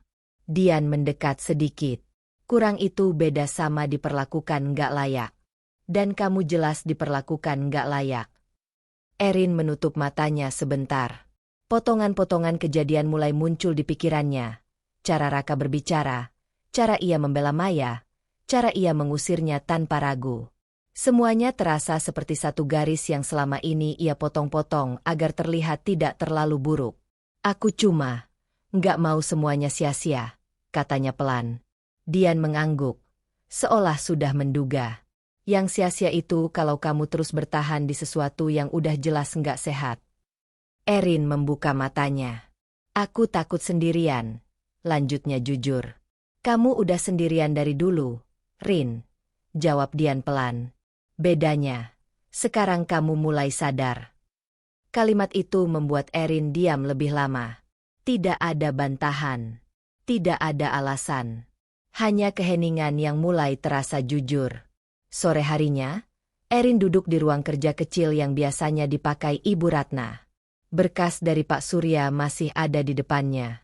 Ia sudah membaca sebagian. Cukup untuk tahu bahwa semua ini nyata. Pintu diketuk. Masuk, jawab Erin. Pak Surya masuk dengan langkah tenang. Kamu minta saya datang lagi? Erin mengangguk. Aku mau tanya sesuatu. Pak Surya duduk di seberangnya. Silakan. Erin menatap berkas itu sebentar. Lalu kembali ke wajah Pak Surya. Kalau aku mulai proses ini, apa masih bisa balik? Pak Surya tidak langsung menjawab. Ia mempertimbangkan kata-katanya. Secara hukum, selalu ada kemungkinan untuk menghentikan proses, katanya. Tapi pertanyaannya bukan itu. Erin menunggu. Pertanyaannya, kamu mau kembali ke kondisi yang sama atau tidak? Jawaban itu sederhana, tapi tidak mudah. Erin menunduk. Ia membayangkan kembali ke rumah itu. Kembali ke sikap Raka. Kembali ke perasaan tidak cukup. Dan untuk pertama kalinya, bayangan itu tidak lagi terasa seperti sesuatu yang ingin ia pertahankan. Aku capek, katanya pelan. Pak Surya mengangguk. Itu wajar. Erin menarik napas panjang. Kalau aku lanjut, aku harus siap apa? Proses, jawab Pak Surya. Emosi, waktu, dan kemungkinan konflik dari pihak sana. Erin terdiam. Nama Raka tidak disebut. Tapi ia tahu siapa yang dimaksud. Aku nggak tahu dia bakal gimana, bisiknya. Dari yang saya lihat, kata Pak Surya, dia bukan tipe yang langsung menerima. Erin mengangguk pelan. Ia sudah tahu itu. Tapi ini bukan tentang dia lagi, lanjut Pak Surya. Ini tentang kamu. Kalimat itu terasa seperti titik. Bukan akhir, tapi penegasan. Erin menatap berkas di depannya lagi. Tangannya bergerak perlahan, membuka halaman yang tadi ia tutup. Kali ini, ia tidak hanya membaca. Ia mencoba memahami. Beberapa menit berlalu dalam diam. Lalu, dengan napas yang sedikit gemetar, Erin berkata, aku mau mulai prosesnya. Kalimat itu keluar pelan, tapi jelas. Pak Surya menatapnya, memastikan. Kamu yakin? Erin tidak langsung menjawab. Ia menutup matanya sebentar, membiarkan semua perasaan itu datang. Sedih, takut, kehilangan. Lalu ia membuka matanya lagi. Aku nggak yakin, katanya jujur. Tapi aku tahu aku nggak bisa balik ke situ. Pak Surya mengangguk. Itu sudah cukup. Ia mengambil berkas itu, membalik ke halaman yang perlu ditandatangani, lalu menyodorkan pena. Erin menatap pena itu lama. Tangannya terangkat, berhenti sejenak, lalu menulis namanya. Satu garis tanda tangan yang terasa lebih berat dari apapun yang pernah ia lakukan. Setelah selesai, Erin meletakkan pena itu pelan. Dadanya terasa kosong. Bukan lega. Bukan juga hancur sepenuhnya. Lebih seperti sesuatu yang akhirnya dilepas. Meski masih terasa sakit. Pak Surya mengambil berkas itu. Saya akan urus selanjutnya. Erin mengangguk, tapi tidak benar-benar mendengar. Pikirannya masih tertinggal di satu hal. Bahwa ia baru saja memilih untuk mengakhiri sesuatu yang dulu ia perjuangkan dengan sepenuh hati. Malam itu, Erin duduk sendirian di kamar. Ia membuka ponselnya. Chat dengan Raka masih ada. Masih belum dihapus. Ia membaca percakapan lama mereka, yang dulu terasa hangat, sekarang terasa jauh. Air matanya jatuh, tapi tidak deras. Lebih tenang. Lebih dalam. Aku beneran jalanin ini, bisiknya. Ia tidak mengirim pesan. Tidak menelepon. Ia hanya menatap layar itu, sampai akhirnya mematikan ponselnya. Keputusan sudah dibuat, tapi perasaan belum selesai. Dan Erin tahu, ini baru awal dari sesuatu yang lebih berat.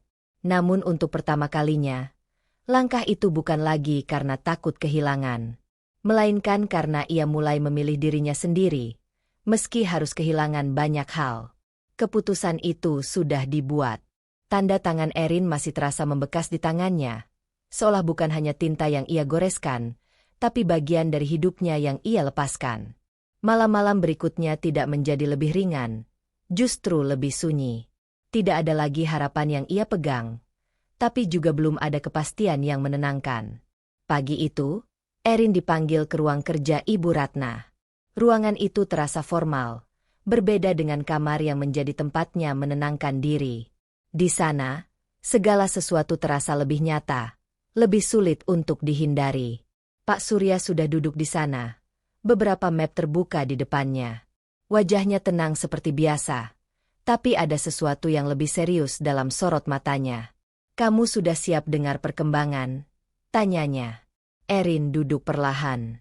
Aku coba. Pak Surya mengangguk, lalu membuka salah satu dokumen. Kami mulai menelusuri aset yang selama ini atas nama Raka. Erin mengangguk kecil. Ia tidak terlalu memahami detailnya, tapi ia tahu ini penting. Dan ada beberapa hal yang perlu kamu tahu. Lanjut Pak Surya. Cara ia berbicara membuat Erin langsung merasa tegang. Beberapa aset yang saat ini digunakan Raka, sebenarnya berasal dari aliran dana keluarga kamu. Erin mengerutkan kening. Maksudnya? Pak Surya membalik halaman, menunjuk beberapa angka. Modal awal bisnisnya, pembelian kendaraan, bahkan sebagian pembayaran rumah lama kalian. Erin membeku. Itu, dari Mama? Tanyanya pelan.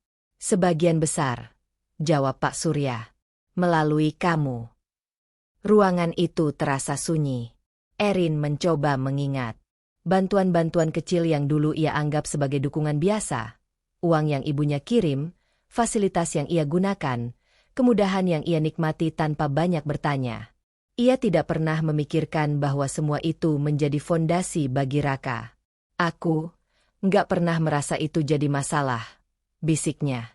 Karena kamu tidak melihatnya sebagai transaksi, kata Pak Surya. Tapi dalam hukum, itu tetap tercatat. Erin menunduk. Sesuatu mulai bergerak di dalam dirinya. Bukan lagi kesedihan, tapi rasa yang berbeda, lebih tajam. Selama ini, suaranya pelan, dia selalu bilang aku nggak berkontribusi. Pak Surya tidak langsung menjawab. Tapi ternyata, Erin mengangkat wajahnya, matanya mulai berubah. Sebagian dari hidup yang dia banggakan, ada karena aku. Kalimat itu keluar perlahan, tapi penuh tekanan. Ibu Ratna yang sejak tadi diam akhirnya berbicara. Bukan hanya karena kamu, tapi karena keputusan kamu untuk tetap berdiri di sampingnya. Erin menoleh ke arah ibunya. Dan dia tidak pernah menghargai itu, lanjut Ibu Ratna. Kali ini, tidak ada bantahan. Tidak ada pembelaan. Erin hanya diam.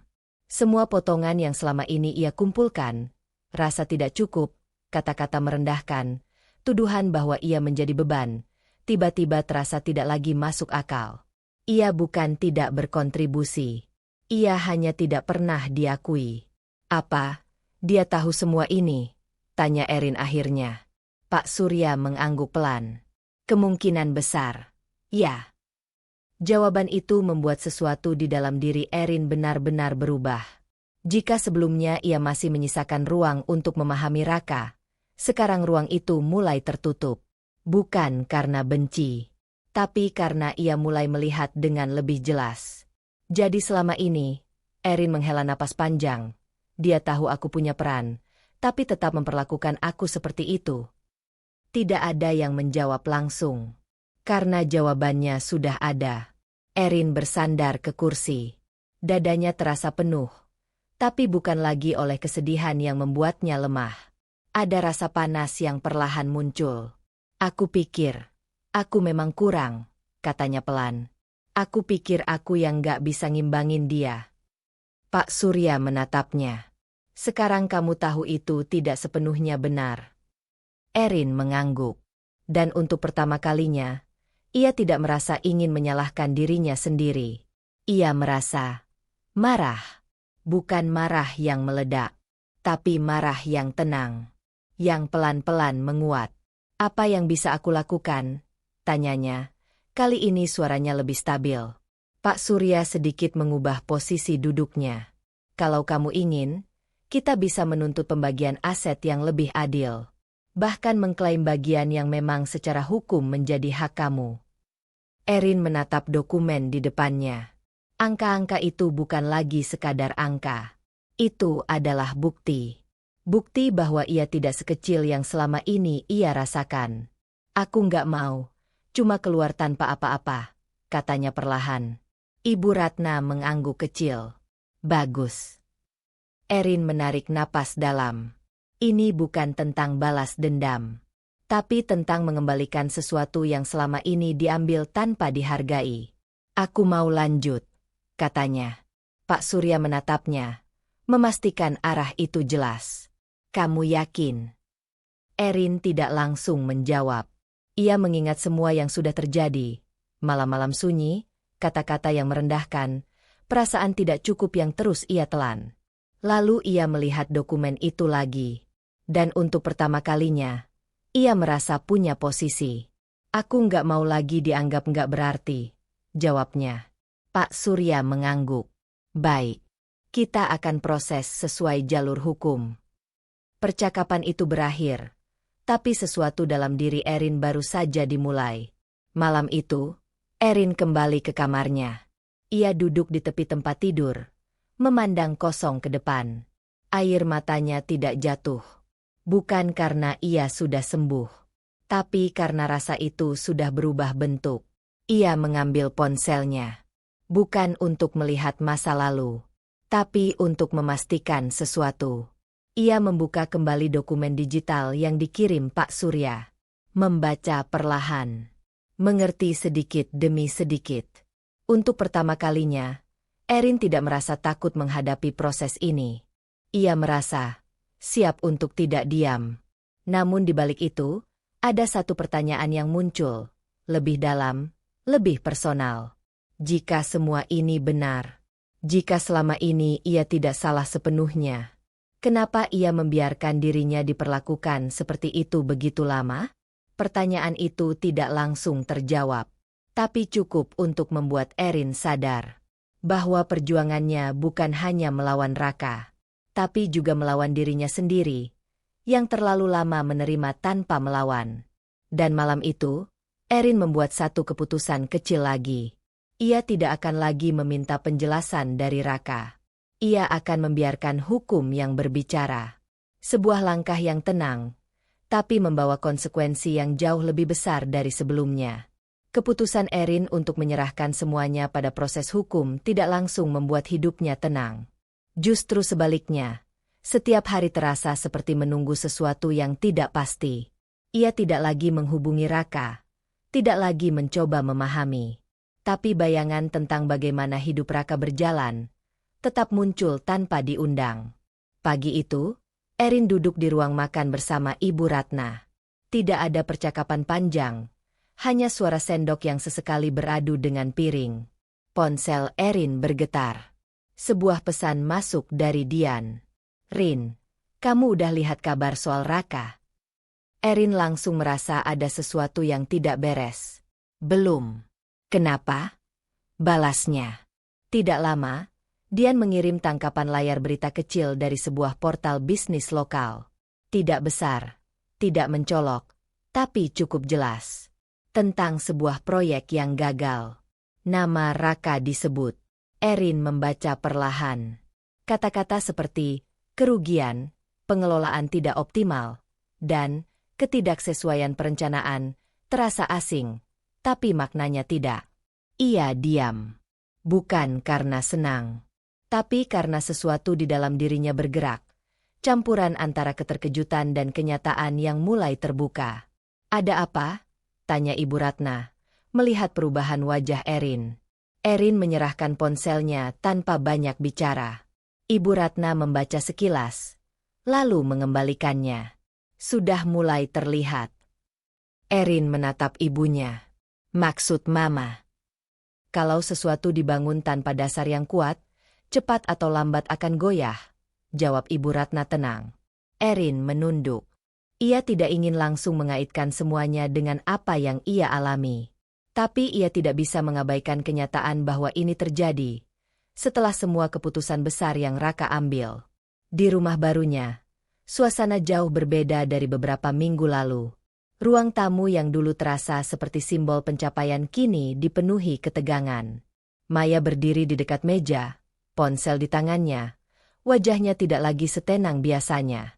"Kamu serius ini cuma masalah kecil?" tanyanya, suaranya tajam. Raka berdiri di seberang, terlihat kesal. "Aku sudah bilang, ini cuma delay, bukan gagal." "Delay yang bikin klien mundur," balas Maya cepat. "Itu bukan delay, Ka. Itu masalah." Raka menghela napas kasar. "Kamu nggak ngerti situasinya." Maya tertawa kecil, tapi tanpa humor. "Aku justru ngerti. Yang nggak ngerti itu kamu. Nggak sadar kalau semuanya mulai berantakan." Raka menatapnya tajam. "Jangan mulai nyalahin aku." "Terus siapa?" Maya melangkah mendekat. "Tim kamu? Pasar? Atau mantan istri kamu?" Nama itu disebut dengan nada yang tidak lagi netral. Raka terdiam sesaat, lalu mengalihkan pandangan. "Jangan bawa-bawa dia." Maya menyilangkan tangan. "Aku cuma lihat pola. Sejak kamu sibuk dengan semua ini, gaya hidup baru, pengeluaran besar, kamu mulai kehilangan fokus." Raka langsung membalas. Nadanya meninggi.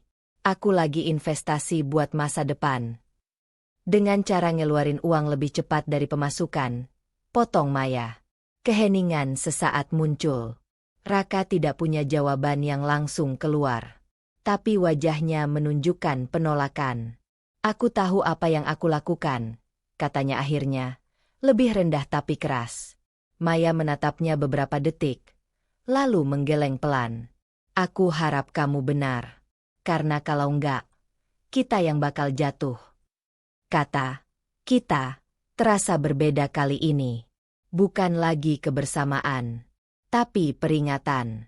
Sore harinya, Erin duduk bersama Pak Surya di ruang kerja.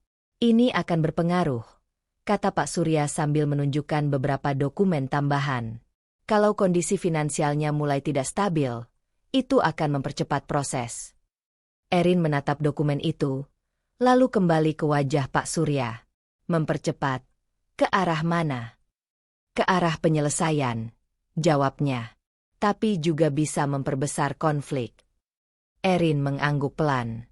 Ia mulai memahami bahwa ini bukan hanya tentang hak, tapi juga tentang bagaimana semua pihak akan bereaksi. "Apa dia sudah tahu soal tuntutan ini?" tanya Erin. "Sudah," jawab Pak Surya. "Dan dari respons awal, dia tidak terima."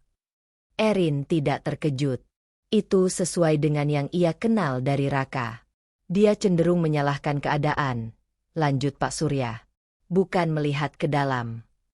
Erin tersenyum tipis, bukan karena lucu, tapi karena familiar. "Itu dia," katanya pelan. Pak Surya menatapnya. "Kamu harus siap." Semakin dia tertekan, kemungkinan reaksinya semakin tidak terduga. Erin menggenggam tangannya sendiri. Ia tidak takut seperti sebelumnya. Tapi ada ketegangan baru, lebih realistis. Lebih dekat dengan kenyataan. Aku nggak mau mundur, katanya. Pak Surya mengangguk. Bagus. Tapi tetap hati-hati. Malam itu, Erin kembali ke kamarnya. Ia duduk di dekat jendela, memandang keluar tanpa benar-benar fokus. Kabar tentang Raka terus terngiang. Bukan karena ia ingin tahu, tapi karena bagian dari dirinya masih terhubung. Ia mengingat bagaimana dulu Raka selalu yakin dengan keputusannya. Selalu merasa benar. Selalu menolak melihat kesalahan. Dan sekarang, semuanya mulai retak. Erin menarik napas panjang. Perasaan yang muncul bukan lagi hanya marah. Ada sesuatu yang lebih kompleks. Antara lega dan kehilangan. Ia mengambil ponselnya. Bukan untuk menghubungi Raka, tapi untuk membuka kembali dokumen yang sedang diproses. Ia membaca beberapa bagian, mencoba memahami posisi dirinya lebih jelas. Untuk pertama kalinya, ia tidak lagi melihat dirinya sebagai korban sepenuhnya. Ia mulai melihat dirinya sebagai seseorang yang punya pilihan dan tanggung jawab. Namun di balik itu, ada satu pikiran yang muncul. Jika semua ini terus memburuk, sampai sejauh apa Raka akan jatuh? Dan jika itu terjadi, apakah Erin benar-benar siap melihatnya? Pertanyaan itu tidak punya jawaban malam itu. Tapi cukup untuk menanamkan tekanan baru. Bahwa langkah yang ia ambil bukan hanya akan mengubah hidupnya, tapi juga menghancurkan kehidupan seseorang yang dulu ia pilih untuk dicintai. Tekanan itu akhirnya berubah bentuk menjadi sesuatu yang nyata. Pagi itu, Erin duduk di ruang kerja bersama Pak Surya. Kali ini bukan hanya mendengarkan, tapi terlibat langsung. Di hadapannya, dokumen-dokumen sudah tersusun rapi, beberapa bagian ditandai dengan penjelasan detail. Ini pengajuan resmi kita, kata Pak Surya sambil menunjuk halaman utama. Klaim atas aset yang terbukti berkaitan dengan dana dari pihak kamu. Erin menatap kertas itu lama. Tidak ada lagi keraguan seperti sebelumnya. Tapi tetap ada rasa berat, karena setiap langkah yang ia ambil semakin menjauhkan dirinya dari masa lalu yang dulu ia pertahankan. Aku benar-benar nuntut ini, tanyanya pelan, lebih ke memastikan dirinya sendiri. Pak Surya mengangguk. Bukan menuntut secara emosional. Ini menegaskan hak kamu secara hukum. Erin menarik napas dalam. Ia mengingat kembali semua yang sudah ia pelajari beberapa hari terakhir. Tentang kontribusi yang tidak diakui, tentang posisi yang selama ini ia abaikan. Dan untuk pertama kalinya, ia tidak merasa bersalah mengambil sesuatu yang memang miliknya. Iya, katanya akhirnya. Aku lanjut. Pak Surya memberikan pena. Erin tidak ragu kali ini. Tanda tangan itu kembali tergores, tapi berbeda dari sebelumnya. Lebih tegas, lebih sadar. Sebuah langkah yang tidak lagi dipenuhi ketakutan, tapi juga belum sepenuhnya tenang. Di sisi lain kota, Raka berdiri di ruang tamu rumah barunya dengan wajah tegang. Sebuah amplop terbuka di tangannya.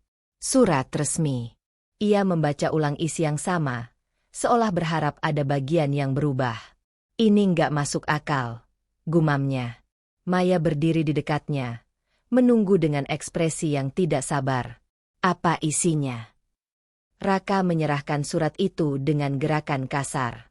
Dia nuntut aset. Maya membaca cepat, lalu mengangkat alis. Dia? Maksudnya Erin. Raka mengangguk. Rahangnya mengeras. Dia pikir dia bisa ambil semua ini. Nada suaranya bukan hanya marah, tapi juga terselip kepanikan yang ia coba tutupi. Maya menatapnya lebih lama. Kalau memang ada dasar hukumnya, ya bisa. Raka langsung menoleh tajam. Kamu di pihak siapa?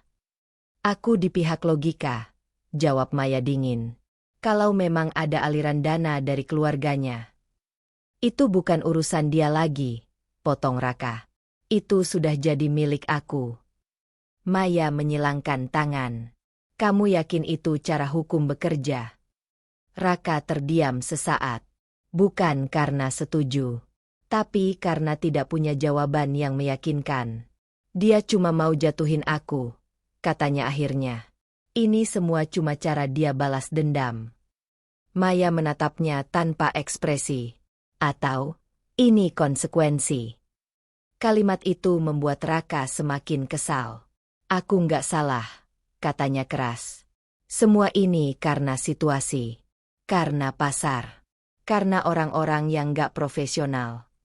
Ia terus berbicara, seolah dengan menyebut banyak alasan, ia bisa menghapus kenyataan. Maya tidak langsung menanggapi. Ia hanya melihat Raka dengan cara yang berbeda dari sebelumnya. Tidak lagi penuh keyakinan, tapi mulai mempertimbangkan. Kalau kamu terus nyalahin hal lain, katanya pelan, kamu nggak akan pernah lihat apa yang sebenarnya terjadi. Raka menggeleng cepat. Aku tahu apa yang aku lakukan. Tapi kali ini, kalimat itu terdengar lebih seperti pembelaan daripada keyakinan. Sore hari, Erin duduk bersama Ibu Ratna di ruang keluarga. Berita tentang langkah hukum itu sudah sampai. Bukan dari Erin, tapi dari proses yang memang tidak bisa disembunyikan. Kamu sudah resmi masuk ke tahap ini, kata Ibu Ratna. Nadanya tenang tapi tegas. Erin mengangguk. Iya, MA. Dan kamu tahu ini bukan sekadar proses cepat, lanjut Ibu Ratna. Ini akan panjang. Dan tidak nyaman. Erin menarik napas. Aku tahu. Ibu Ratna menatapnya lebih dalam. Yang ibu mau tahu, kamu belajar apa dari semua ini? Pertanyaan itu membuat Erin terdiam. Bukan karena tidak punya jawaban. Tapi karena ia tidak pernah benar-benar merangkumnya. Aku terlalu lama diam, katanya akhirnya. Aku terlalu fokus mempertahankan, sampai lupa lihat diri aku sendiri. Ibu Ratna mengangguk kecil. Dan sekarang? Erin menatap lurus ke depan. Sekarang aku nggak mau lagi ada di posisi itu. Ada jeda. Ibu Ratna sedikit melunak, meski tidak sepenuhnya. Itu baru awal, katanya. Belajar itu bukan cuma tahu, tapi memastikan kamu tidak mengulang hal yang sama. Erin mengangguk. Ia mengerti. Ini bukan hanya tentang keluar dari hubungan yang salah, tapi juga tentang tidak kembali ke pola yang sama. Kalau nanti dia datang, atau mencoba bicara, kamu harus sudah punya batas, lanjut Ibu Ratna. Nama, dia, tidak perlu disebut. Erin langsung tahu. Ia menunduk sebentar, lalu berkata pelan, aku nggak tahu aku bakal sekuat itu atau enggak. Makanya kamu harus memutuskan sekarang, balas Ibu Ratna. Bukan nanti. Kalimat itu menggantung. Dan terasa penting. Malam itu, Erin duduk sendiri di kamar. Ponselnya ada di tangan. Kali ini, bukan dokumen yang ia buka, tapi kontak. Nama Raka masih ada di sana. Tidak berubah. Seolah tidak terjadi apa-apa. Erin menatapnya lama. Semua proses sudah berjalan. Langkah sudah diambil. Tapi satu hal belum pernah ia lakukan. Menghadapi Raka secara langsung setelah semua ini. Jarinya bergerak perlahan. Berhenti. Lalu kembali bergerak. Ia membuka ruang pesan. Kosong. Beberapa detik berlalu. Lalu ia mengetik satu kalimat. Kita perlu bicara. Kalimat itu sederhana, tapi membawa risiko besar. Erin menatap layar itu. Napasnya tidak stabil. Ini bukan tentang meminta. Bukan juga tentang kembali. Ini tentang menutup sesuatu. Dengan caranya sendiri. Namun sebelum ia sempat menekan kirim, pikirannya kembali berputar. Apakah ia benar-benar siap menghadapi Raka lagi? Dalam kondisi seperti ini? Pertanyaan itu menggantung. Dan untuk pertama kalinya sejak semuanya dimulai, Erin sadar bahwa konfrontasi yang sebenarnya belum terjadi. Kalimat itu masih ada di layar. Kita perlu bicara. Erin menatapnya lama malam sebelumnya, dan akhirnya menekan kirim. Tidak ada balasan malam itu. Tidak juga pagi harinya. Tapi siang ini, ia tidak lagi menunggu jawaban. Karena mereka memang akan bertemu. Bukan sebagai suami istri, tapi sebagai dua pihak yang berhadapan di akhir sesuatu. Ruang itu dingin. Bukan karena suhu, tapi karena suasana yang terlalu formal untuk sesuatu yang dulu penuh emosi. Erin duduk di satu sisi meja, dengan Pak Surya di sampingnya. Di hadapan mereka, kursi masih kosong. Tangannya saling menggenggam di atas pangkuan, tapi wajahnya jauh lebih tenang dari yang ia bayangkan. Ini bukan lagi Erin yang datang untuk mempertahankan. Ini Erin yang datang untuk menyelesaikan. Pintu terbuka. Raka masuk. Untuk beberapa detik, waktu terasa berhenti. Mereka saling menatap. Dan di antara tatapan itu, semua yang pernah mereka jalani terasa lewat, cepat, tapi cukup untuk meninggalkan jejak. Raka duduk di seberang, tanpa menyapa. Ia terlihat berbeda. Bukan lagi sosok percaya diri yang Erin kenal dulu. Ada ketegangan di wajahnya, sesuatu yang ia coba sembunyikan. Kita mulai, kata Pak Surya tenang, memecah keheningan. Proses berjalan. Bahasa hukum mengisi ruangan. Tentang klaim, tentang bukti, tentang aliran dana, tentang hak. Erin mendengarkan. Tidak semuanya ia pahami secara detail. Tapi ia tahu arah pembicaraan itu. Dan ia tahu, ia tidak lagi sendirian di dalamnya. Raka beberapa kali menyela. Itu bukan sepenuhnya dari dia, katanya dengan nada keras. Aku yang kembangkan semuanya. Bukti yang ada menunjukkan kontribusi dari pihak klien kami, jawab Pak Surya tanpa emosi. Raka menggeleng. Jelas tidak terima. Ini nggak adil. Erin mendengar kalimat itu. Dan untuk pertama kalinya, ia tidak merasa bersalah. Proses itu berjalan cukup lama. Sampai akhirnya, keputusan dibacakan. Sebagian besar aset, yang terbukti berkaitan dengan aliran dana dari keluarga Erin, ditetapkan menjadi hak Erin. Ruangan itu kembali sunyi. Tapi kali ini, sunyi yang berbeda. Lebih berat. Lebih nyata. Raka tidak langsung bereaksi. Ia hanya menatap kosong ke depan, seperti mencoba memahami apa yang baru saja terjadi. Lalu perlahan, ia menoleh ke Erin. Tatapan itu berubah. Bukan lagi marah, tapi goyah. Kamu serius lakuin ini? Tanyanya pelan. Pertanyaan itu sederhana, tapi membawa sesuatu yang selama ini ia pegang. Kendali. Erin menatapnya balik. Dulu, ia mungkin akan ragu. Mungkin akan mencoba menjelaskan. Mungkin akan merasa bersalah. Tapi tidak sekarang. Iya, jawabnya tenang. Raka menggeleng pelan. Kamu tahu ini bakal bikin semuanya hancur. Erin menarik napas pelan. Hancur itu sudah terjadi dari dulu, Ka, katanya. Aku cuma berhenti pura-pura nggak lihat. Kalimat itu membuat Raka terdiam. Ia mencoba mencari sesuatu di wajah Erin. Keraguan, penyesalan, apapun yang bisa ia pegang. Tapi tidak ada. Kalau kamu mau, kita masih bisa. Raka berhenti sejenak, lalu melanjutkan. Kita bisa perbaiki. Nggak harus sejauh ini. Itu pertama kalinya Raka mengatakan sesuatu yang mendekati ajakan kembali. Tapi cara ia mengatakannya masih sama. Seolah keputusan tetap ada di tangannya. Seolah Erin hanya perlu setuju. Erin merasakannya. Dan kali ini, ia tidak terjebak di sana. Aku nggak mau kembali, katanya. Kalimat itu keluar pelan, tapi tegas. Raka langsung menatapnya lebih tajam. Kamu yakin? Erin mengangguk kecil. Aku sudah terlalu lama berusaha sendiri. Dan sekarang kamu pilih jalan ini? Tanya Raka. Nadanya mulai naik. Ini bukan pilihan tiba-tiba, jawab Erin. Ini hasil dari semua yang kamu lakukan, dan semua yang aku diamkan.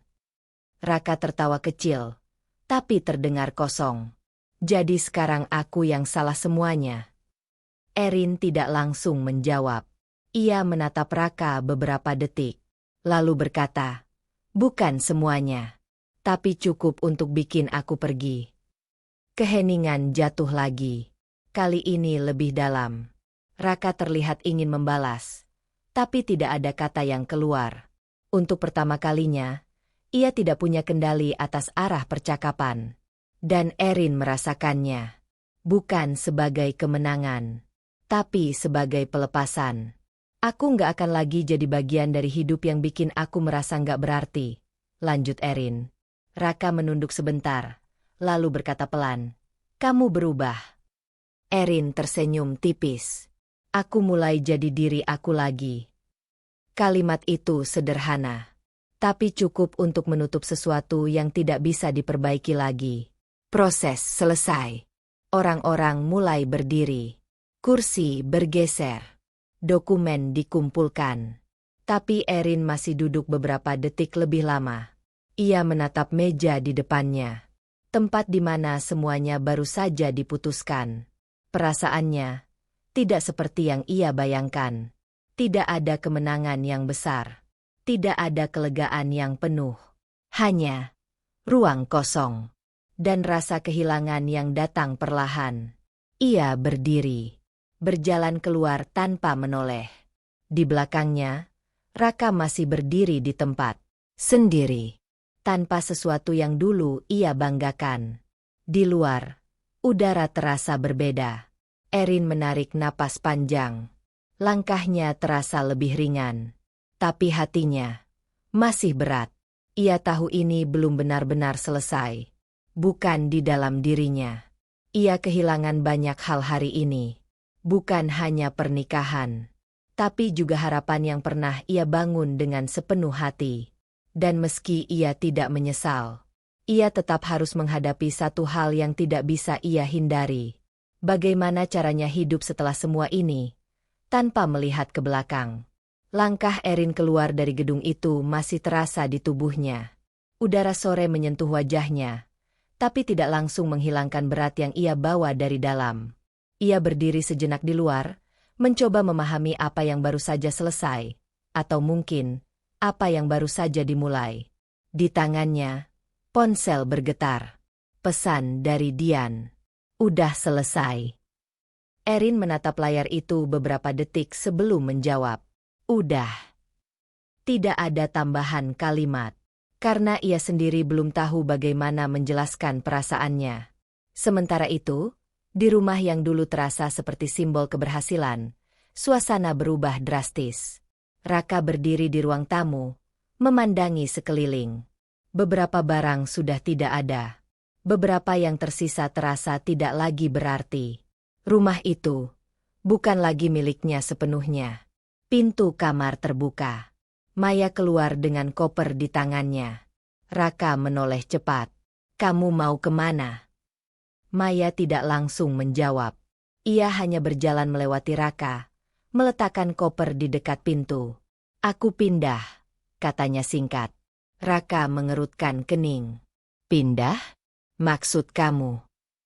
Maya menatapnya, kali ini tanpa senyum, tanpa kelembutan yang dulu sering ia gunakan.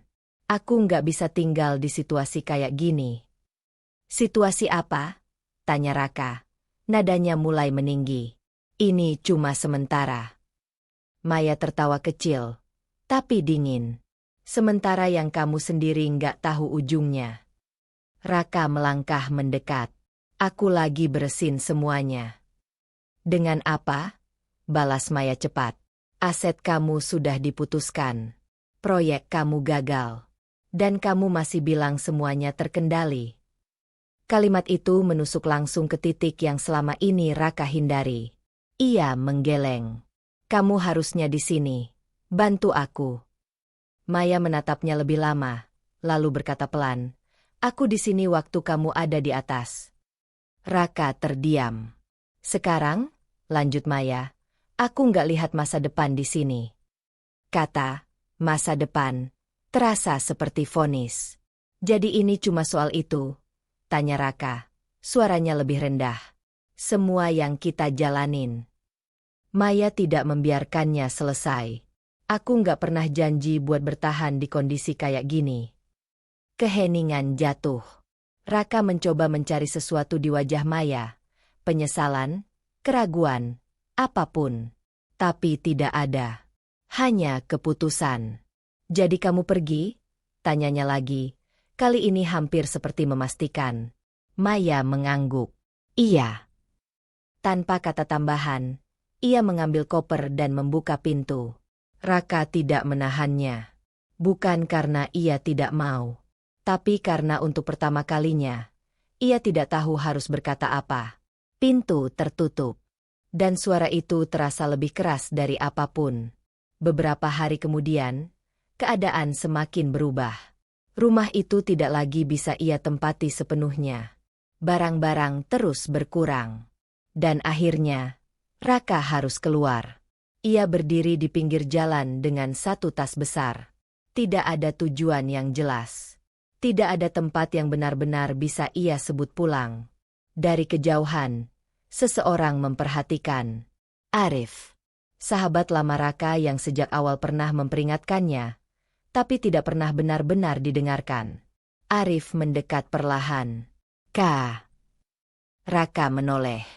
Ekspresinya langsung berubah, antara kaget dan malu yang tidak ia akui. Ngapain kamu di sini? Tanya Raka, mencoba tetap terdengar biasa. Arif melihat tas di tangan Raka, lalu kembali ke wajahnya. Aku dengar kabar. Raka tertawa kecil. Cepat juga ya nyebarnya. Arif tidak tersenyum. Aku nggak datang buat itu. Mereka berdiri dalam diam beberapa detik. Aku cuma mau lihat kamu sendiri, lanjut Arif. Raka mengalihkan pandangan. Aku baik-baik aja.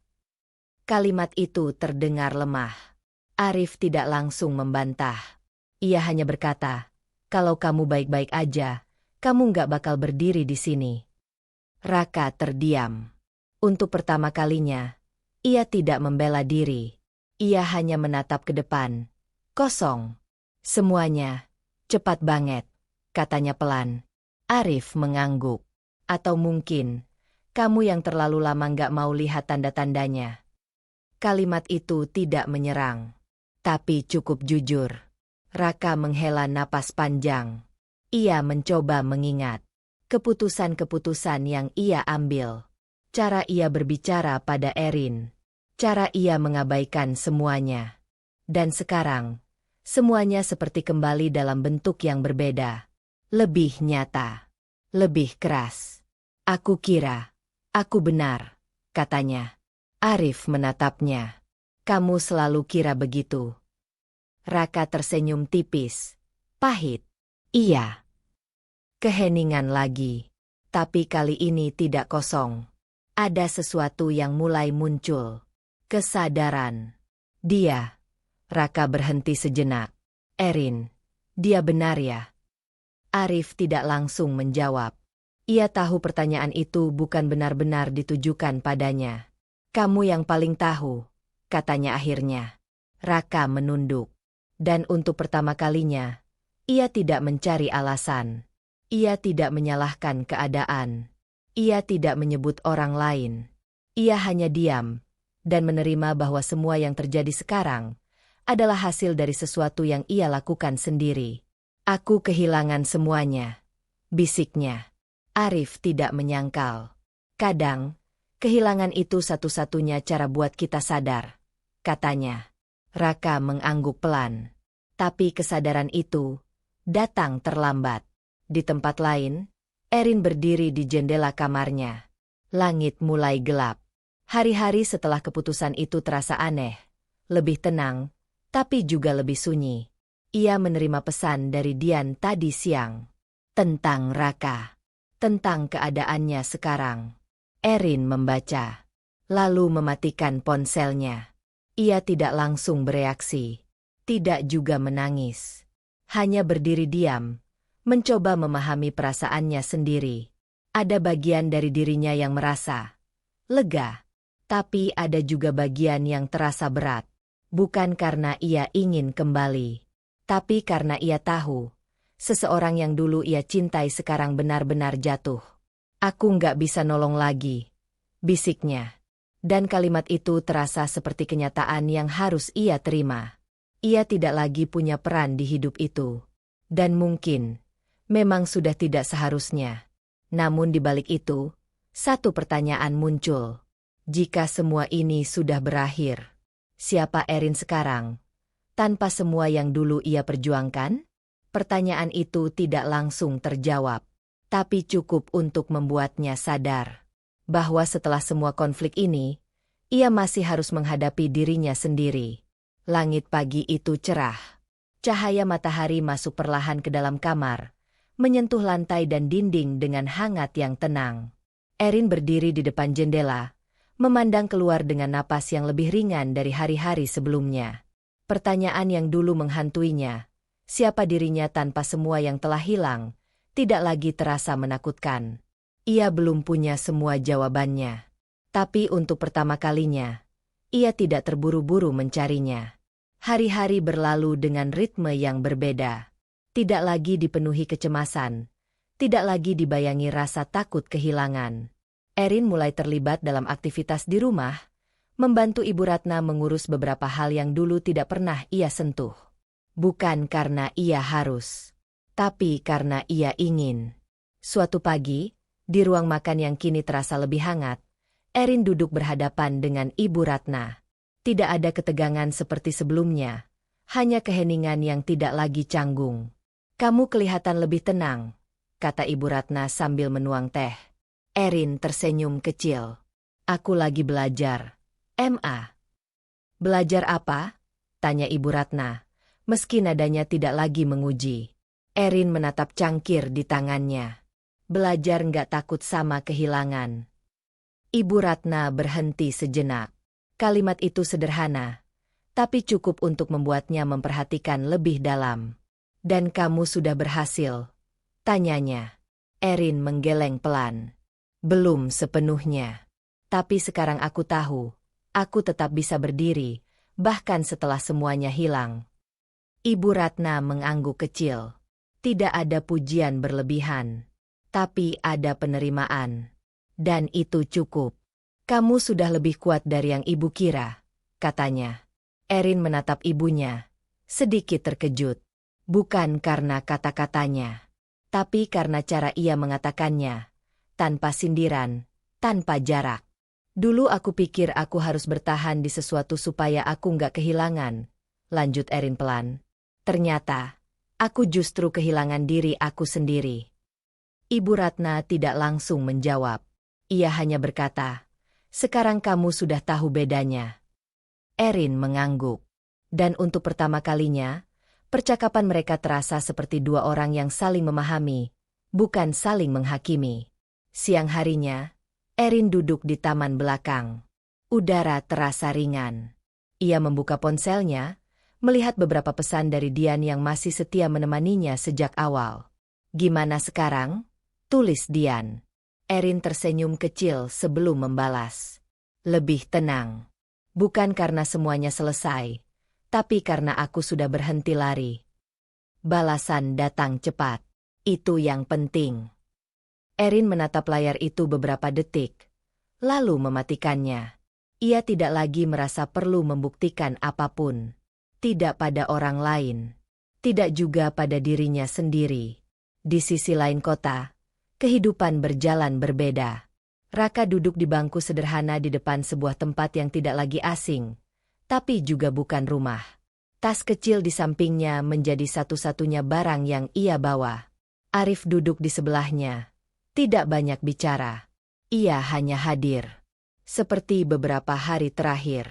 "Kamu masih bisa mulai lagi," kata Arif akhirnya.